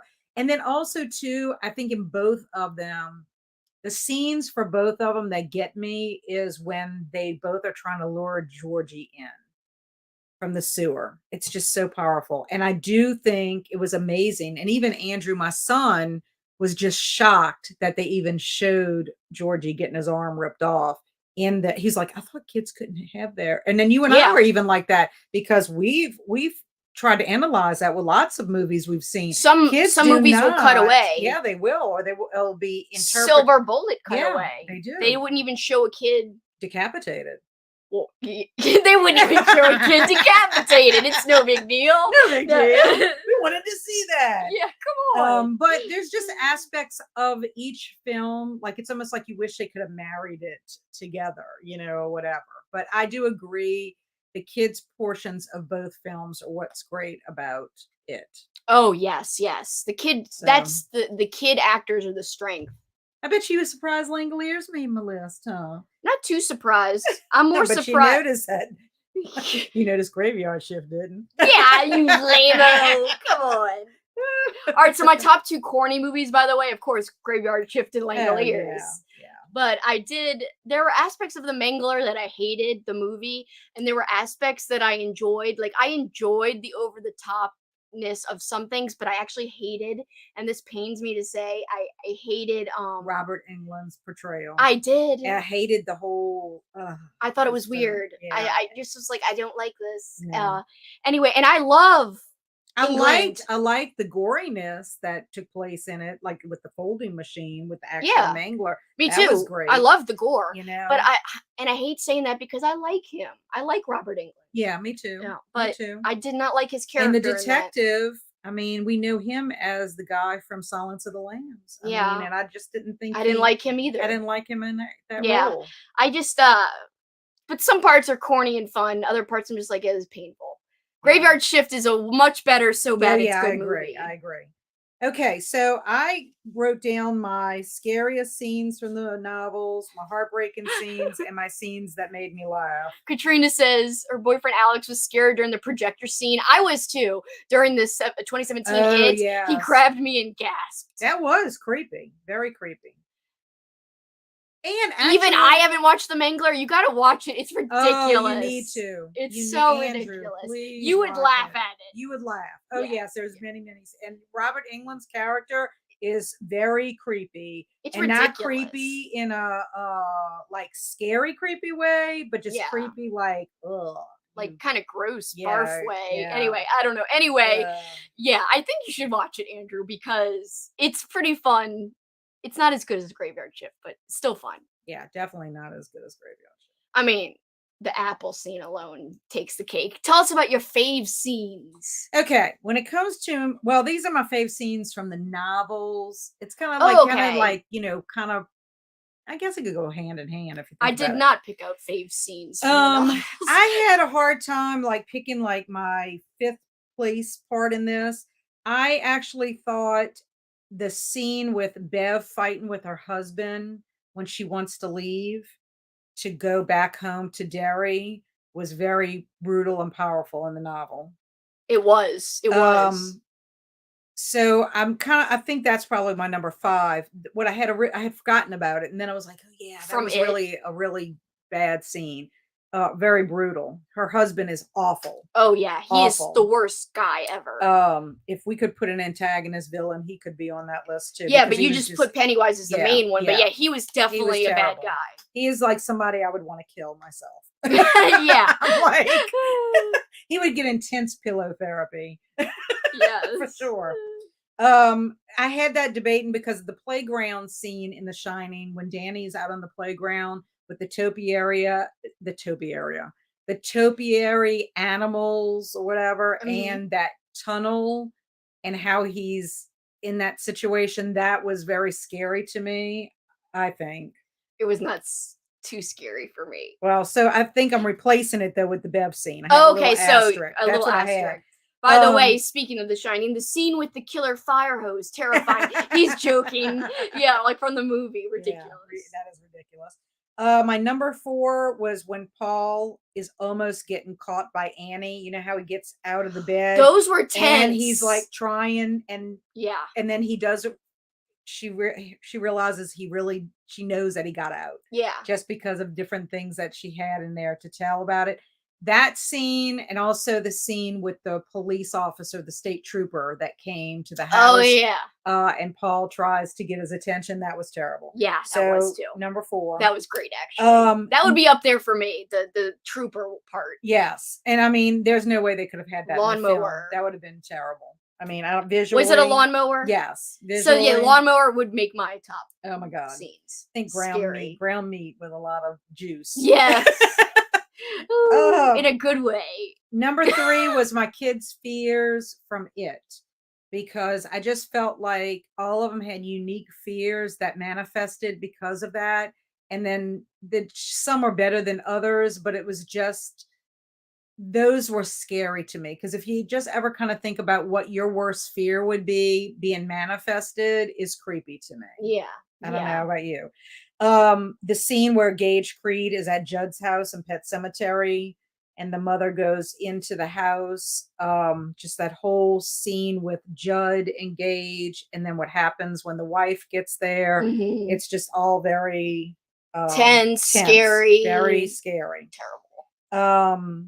And then number 1 is Donna and Tad trapped in the car by Cujo. That is probably my scariest scene novel wise of reading just that whole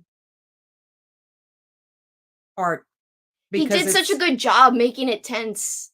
yeah, like you Just just her could being yeah, trapped. and Yeah. and just any kind of remotely possible way of getting out, always, and then I don't know.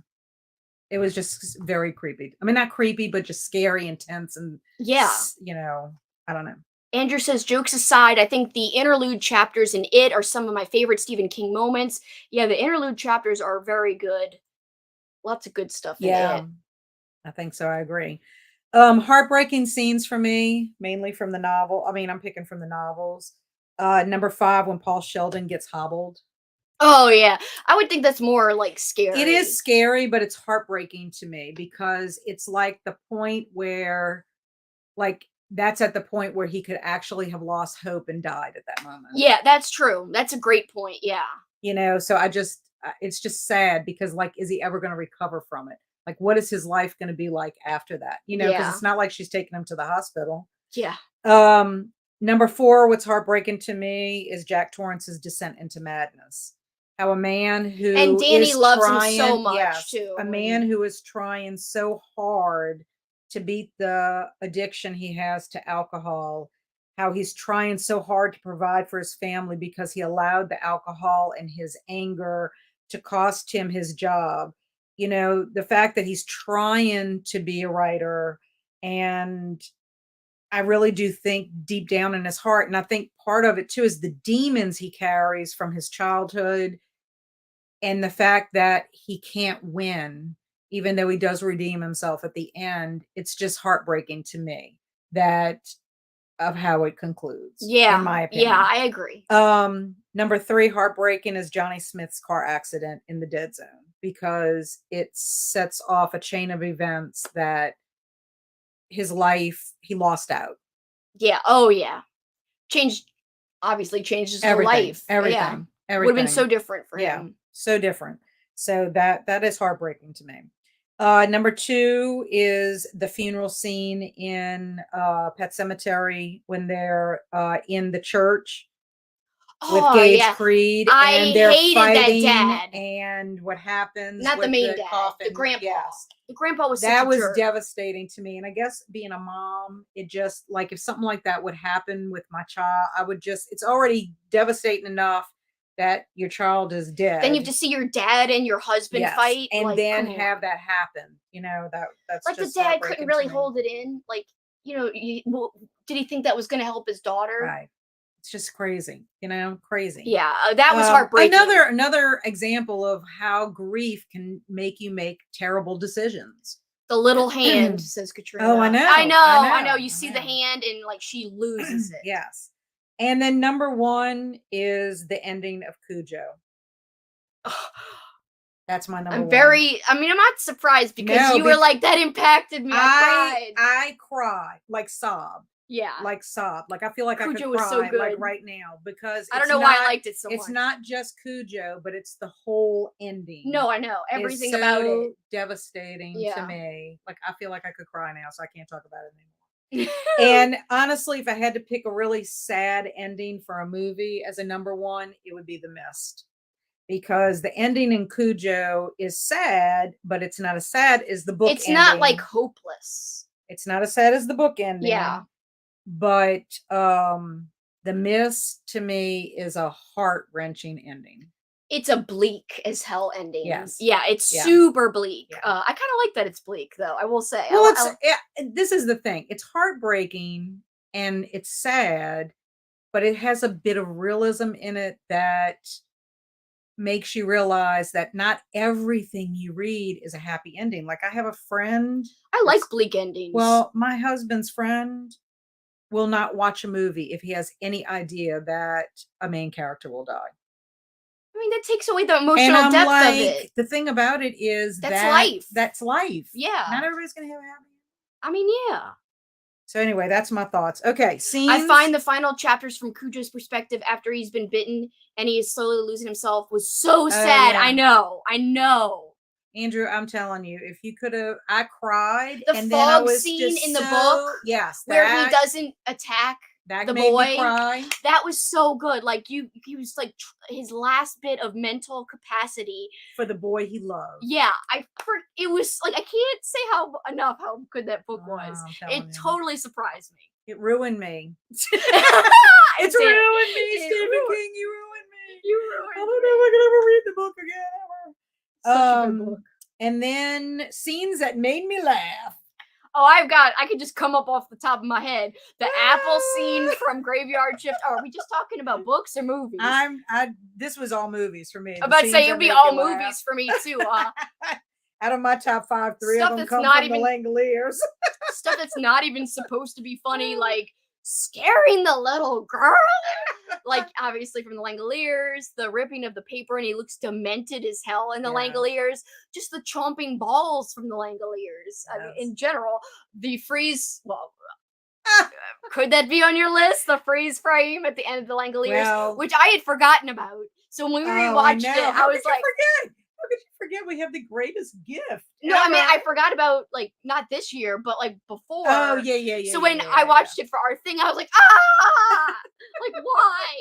Why? My number 5 is Kathy Bates's language as Annie Wilkes. Yeah. Her language, everything's a cock-a-doodle. And then there's this one part that I just love when she has just hobbled him, okay? And he is so devastated at what has happened. And she's out there cutting grass or something, and she's like, "Hi, pumpkin," and he flips the bird to her, you know, and she's like, "Oh, you kidder." It's like, you're such a bitch. Yeah, in a bad way. I'm telling you.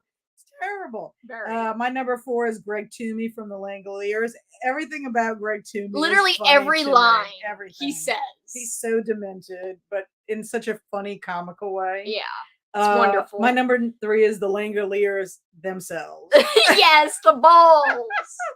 And my number 2 is Eddie, and this is from the new It, when he's in the drugstore, I believe, and he goes in the back, and that zombie's in there, and the zombie's coming to kiss him, and the tongue is like all over him. I just think it's hilarious. I don't know why. I mean, it's disgusting, but I just think it's funny. It's funny, I think, because he's such a germaphobe, and I think that he was such a great character. He was one of my favorites in It, the movie. Yeah. Because of his facial expressions, just his whole personality. Yeah. Everything bothered him. And then, of course, my number 1 is the last shot of Langoliers. The freeze frame. That's so great. I know. I love it. And I'm telling you, if y'all have watched my videos recently, ever since I got my awesome gift from our special friend out in our community, it's on my shelf, on my Stephen King bookcase.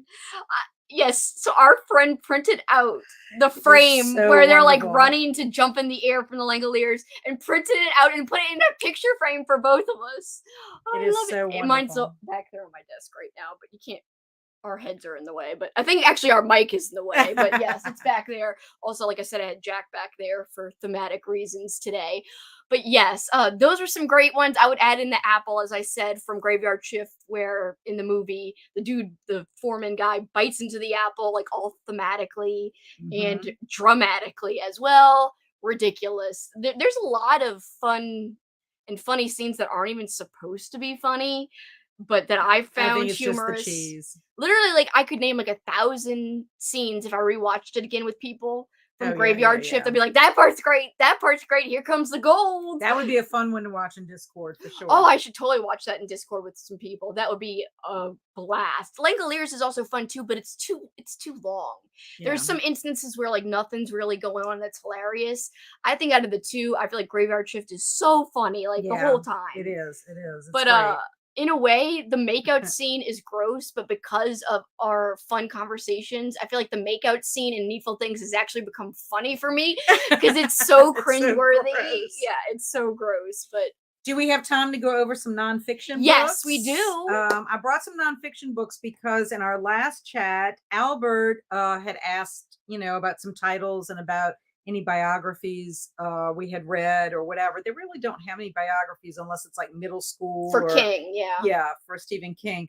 But I brought a couple of books that I own. I haven't read all of these books. I might have picked bits and pieces out of it, but I thought I would share, just in case anybody wants to have some nonfiction material about him.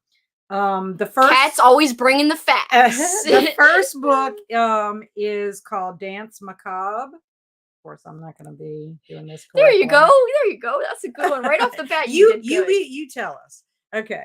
I will display. I'll be Vanna White. Yeah, so this book right here is kind of a little bit about his writing, how he gets ideas and things. I had started reading it years ago. I never did finish it, but it's one I'll have to revisit. But it's an older one. People love it. Yeah, this one is I mean, I got it so long ago I wasn't even married. Oh, you wrote your maiden name in there because that was your name. Because I, when I did 1981, that's when it was copyrighted. Wow. The next one is called Feast of Fear. This is Conversations with Stephen King, and it's by Tim Underwood and Chuck Miller. They were the ones that compiled the book that I would bring and talked about a couple of times on here with the essays.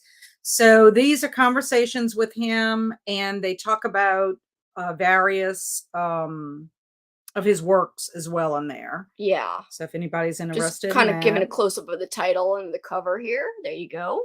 And then, of course, they are the same ones who compiled Fear Itself. Those are the literary essays that Kat really enjoyed this one. She actually read the whole thing. Yes, I read this one in October. That was my nonfiction read for the month of October. Trying to get the glare off. That's why I'm angling wonderful essays. Highly recommended. Another book. Actually, Kelsi got me one of these, and I had one. Oh, it's a different cover, though. Yeah. This is the one I got you, and I got it from Maine. Well, the funny thing about it is this one, I believe, is a revised version, but there are things in this book that are not in this one. Really? Yes. Oh, so I didn't realize that. Yes, that's why I'm excited. And you can tell, look at the difference in size. Yeah, this one's actually thicker. Yeah. And so this is George, I guess he pronounces his name Beam. There's a couple of books that he's written on King, but this is a companion, and it talks a lot about different, like they're just different little essays by people about King, about his band that he was in, some of the books that they, his earlier works, like Firestarter, Different Seasons, and Eyes Beam of the is Dragon. spelled Beahm. Yes. So this is more like the 80s, maybe early 90s are some of the works. Just trying to see when this one was published here.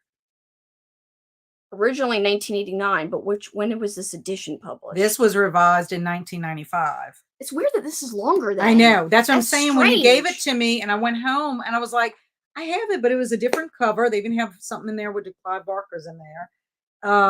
But I would recommend anything if you're interested in anything about Stephen King. You can't go wrong. In fact, if you want, I'll make a list, and if you want to add that to the description after the fact. Yeah. Yes.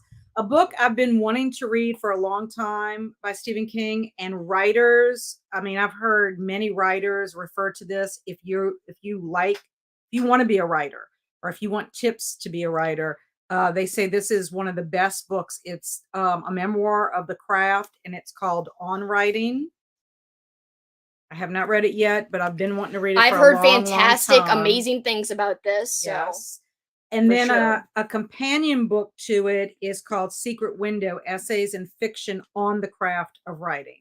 So this is considered the companion book to On Writing. Very cool. Pretty chunky. Yeah.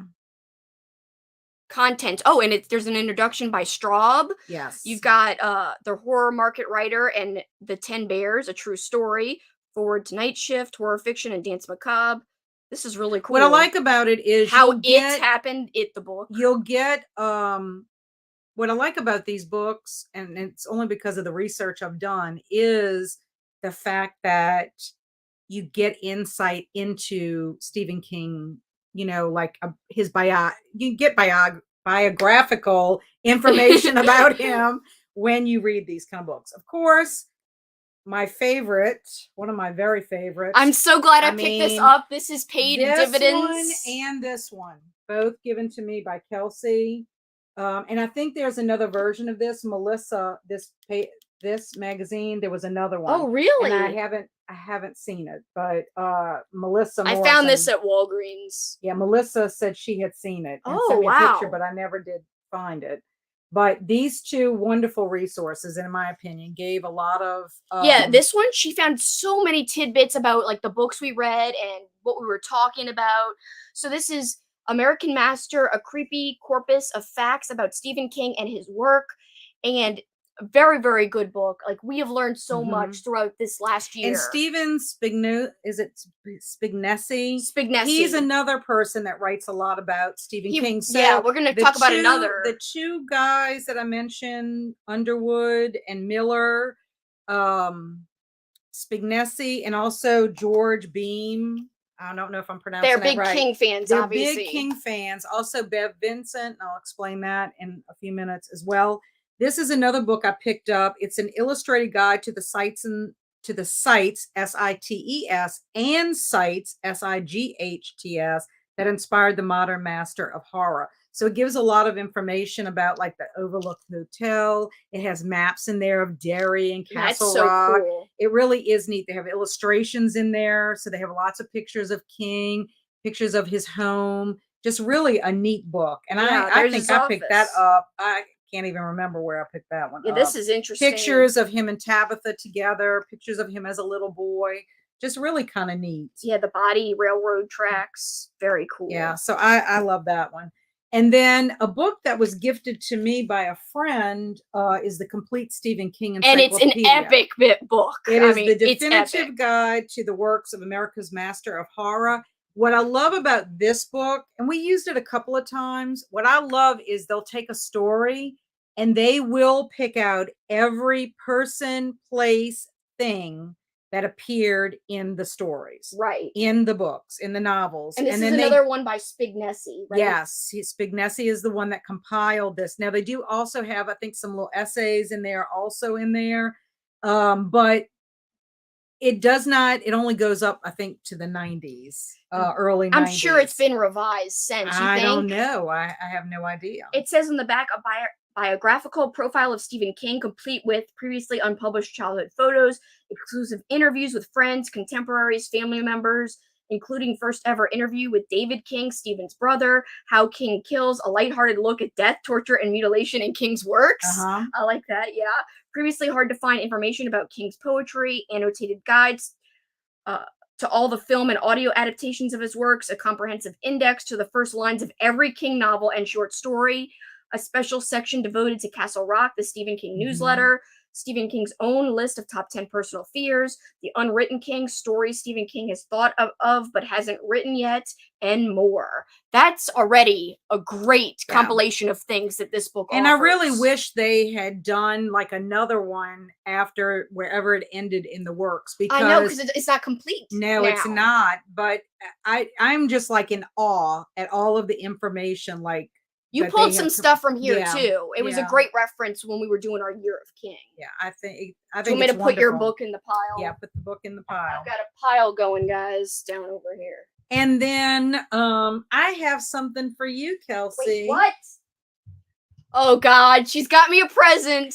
And you should have showed my stickers, because I didn't mean to give it to you today, but I forgot a Christmas present and it was King themed. The reason I'm giving this to you is because this was a remarkable year. It was a very remarkable year, and I'm so glad that we shared it together. I'm glad too. The mic is blocking our heads. Bark if you love books. Get your paws on a good book. Kat always has the cutest stickers on her cards. I'm gonna read the card first. You didn't have to get me anything, Kat. You already get me.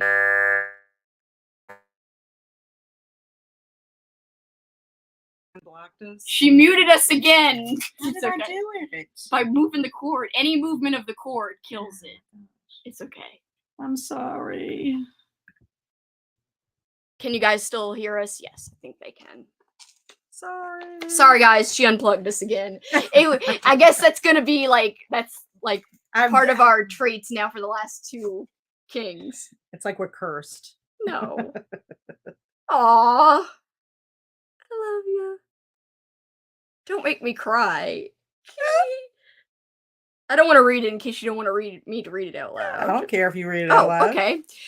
Books are a uniquely portable magic. A quote from Stephen King. Very appropriate. She always writes quotes in her cards, by the way. I love quotes. Kelsi, thank you for simply being you.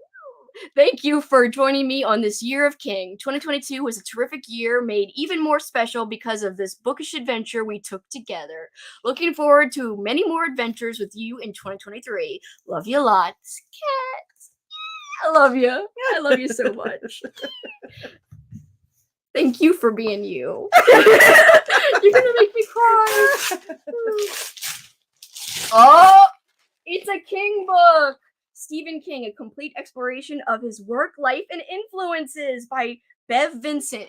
That's who you mentioned? Yes. Look at this fantastic cover. This was just published in September. It was published because Stephen King celebrated his 75th birthday. Oh, it's brand new. It's brand spanking new. Did you get a copy too? Of course I did. Oh, I love it. That's a picture of him and his brother. That's David. And that's with his mom. Wow. So there's pictures. This is really well designed, like a nice looking coffee table book. Look how serious he looks in that picture. I know. I love it. You didn't have to do that. I love it. I thought it would be a great way to end our year of King. Explore the evolution and influences of Stephen King's work over his nearly 50-year career and discover how the themes of his writing reflect the changing times and events within his life. Featuring archival photos and documents from King's own personal collection, this chronological history delves into the stories behind how his novels, novellas, short stories, and adaptations came to be.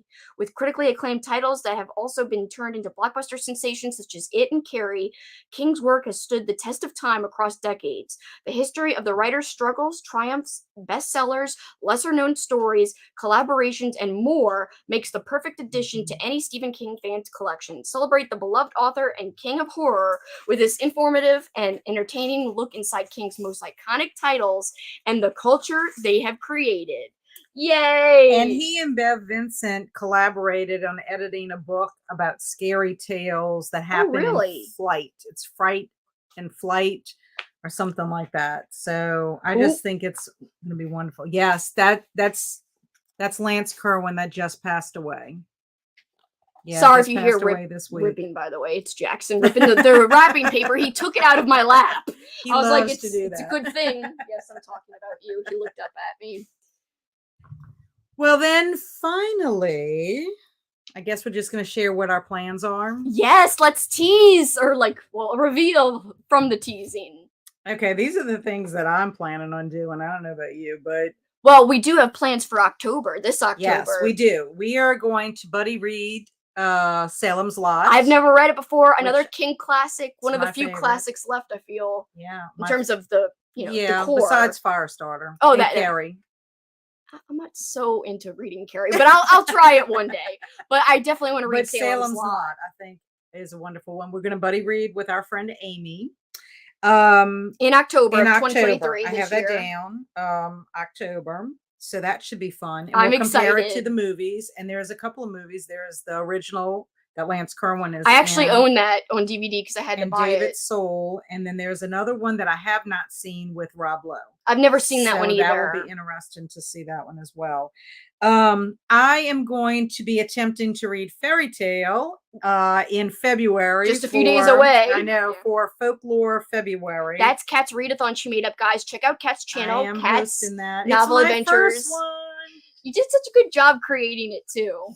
So it is actually a trial run for me, Folklore February, because I want to do a much bigger, broader, another readathon on a much broader scale. In May. Wink, wink. But I figured this would be a good, starting point. It's a short month, so fairy tales are great. Folklore. I got my books from the library. They're all short. And it's a good excuse to read some picture books and I picked out some picture books and stuff. I think it's going to be fun. I am hoping, I'm not making any promises because I'm not the most technically tech savvy person on the planet. However, I am trying to learn StreamYard and hoping that I can do some sprints during the month. And so, Kat, your thoughts on Fairy Tale will be up and coming then. Oh, yes. On your channel. Will be up and coming on my channel. I'm looking forward to it. It is dark fantasy. It's more of a fantasy fiction. However, the title's very appropriate for your readathon. Yes, and that's why I wanted to read it. But there are fairy tale elements in it, so I think it's going to be appropriate to read. And it's Katrina enjoyed it. It's one of the books on my. It's one of the 23 books I need to read this year that I did not get to in 2022. It was just impossible. Kat gifted me a copy as well. I will not be reading it. I got to read Swan Song. Because she's already reading Swan Song. It's like 900 pages. It's understandable. I'm also going to be reading some short stories. I'm reading Rita Hayworth and Shawshank Redemption because I've never seen the entire film Shawshank Redemption. And it's so good. It's one of my favorite films of all time. Oh my God, I can't. You have to message me after you watch the movie. So I want to read the short story first, then I'm going to go ahead and watch the movie. I'm also reading The Body, which I've never done, and that's what Stand By Me is based on. Correct? Have you seen Stand By Me? I have. Yeah. And also I want to read The Sundog. And the reason of those three in particular is because I'm going to watch the Castle Rock TV show this year. So, and when Misery is fresh, especially if you get to season 2, yes, it's good to be familiar with Misery. So I just think it would be good because a lot of the Easter eggs in Castle Rock, we read a lot of the books this year, so I think that's going to be perfect. And it'll be more fresh in my mind, right? So I think that's going to be wonderful. So those are the two reasons why I'm doing the short stories. But also, I am reading If It Bleeds. It's a collection of 4 novellas. Have you read that one before? Not yet. It was supposed to be during the spooky season, during my fall reading list or whatever, and I didn't get to it. In fact, and I explained this in my videos that I did on my 23 books I want to read in 2023, I was going to read Mr. Harrigan's Phone as number 1 out of the collection because I wanted to see the movie that was coming out. And I did not. In fact, I had to replace Mr. Harrigan's Phone on my movie watching list with something else. Also, I want to read the novella If It Bleeds from the collection because Holly Gibney's in it. And Holly is getting her own book. Oh, that's Holly. It is releasing in September of 2023. And I have a quote here that I read that how Stephen King feels about Holly Gibney. He says, "I could never let Holly Gibney go. She was supposed to be a walk-on character in Mr. Mercedes, and she just kind of stole the book and stole my heart. Holly is all her." meaning he wrote a book just for her, That's which I really think is awesome. cool. But Holly makes her debut in Mr. Mercedes. She has more of a role in Finders Keepers, which is the second book in the series. And then she makes an appearance in The Outsider. It's a major supporting role. And then she's going to be in the short story. So that's why I want to, read the short story. And then I'll be all ready for Holly in Woo! September. Andrew says, if it bleeds, rocks. Did you read all 4 novellas in If It Bleeds, or did you just read If It Bleeds? I'm sure he read the whole thing. Analog Betty says, can't wait to read the Fractured Fairy Tales, especially. I've got 2 little short books for that. I stole Kat's TBR for those 2. Yeah, Fractured Fairy Tales are going to be really, really fun, I think, in my readathon. I love them. Yeah, I'm excited about that. Because, like, I remember some of the covers of these Fractured Fairy Tales from when I was a kid, but I don't remember the stories at all. Yeah, they're funny. Swamp Gas picked out their fairy tale they're going to read. If It Bleeds, the story was great. I read them all and loved them. Yay! Oh, good. I hope that If It Bleeds is a collection like Full Dark, No Stars. Not again, Jax. Because Full Dark, No Stars was a wonderful collection in my opinion. If you haven't read it, I would recommend it. I'm sorry. But be warned, because Big Driver is you really should rough. look up trigger warnings if you're concerned about anything for Big Driver. Yeah. I mean, I know I can't. This is, I wonder if he's acting this way because we're in different seats. And he's like all confused. Because he has never shown an interest. He has before, but not like this hard. Extent. I mean, he's acting crazy right now. He is. And he's looking at Kelsi like. He's like, you guys can't see because of the dumb mic, and if I move it, it'll unhook again. But he's like looking at me like staring into my soul. Like, he's like, when are you going to be done? And you're sprinting after this, Mom. Yes, I'm sorry. Guys, again, on my Patreon feed, I'm going to be sprinting for those who are subscribed on any tier. I'm sprinting at 5, but there's going to be one sprint that's going to be weird and long because I have to go to the airport, which I forgot about when I made the plans. Paul's like, you do got to pick me up. I'm like, I do? Oh, God. You're like, Uber, dude. Yeah, Uber. Now I can't since I borrowed his car, so I guess I got to pay him back by picking him up. It's the least I could do. I see you. I guess Jackson wants us to end, so I just want to say thank you to everyone who's been on this journey with us. Thank you so much. Analog Betty, Arlene, so many people. Halco has been here so much. DJ, by the way, who says Salem's Lot was my first and my favorite. Andrew's been here. Katrina's been here. Channel 30 Broadcaster's been here a few times this past few. You mentioned Arlene. Yeah, I did.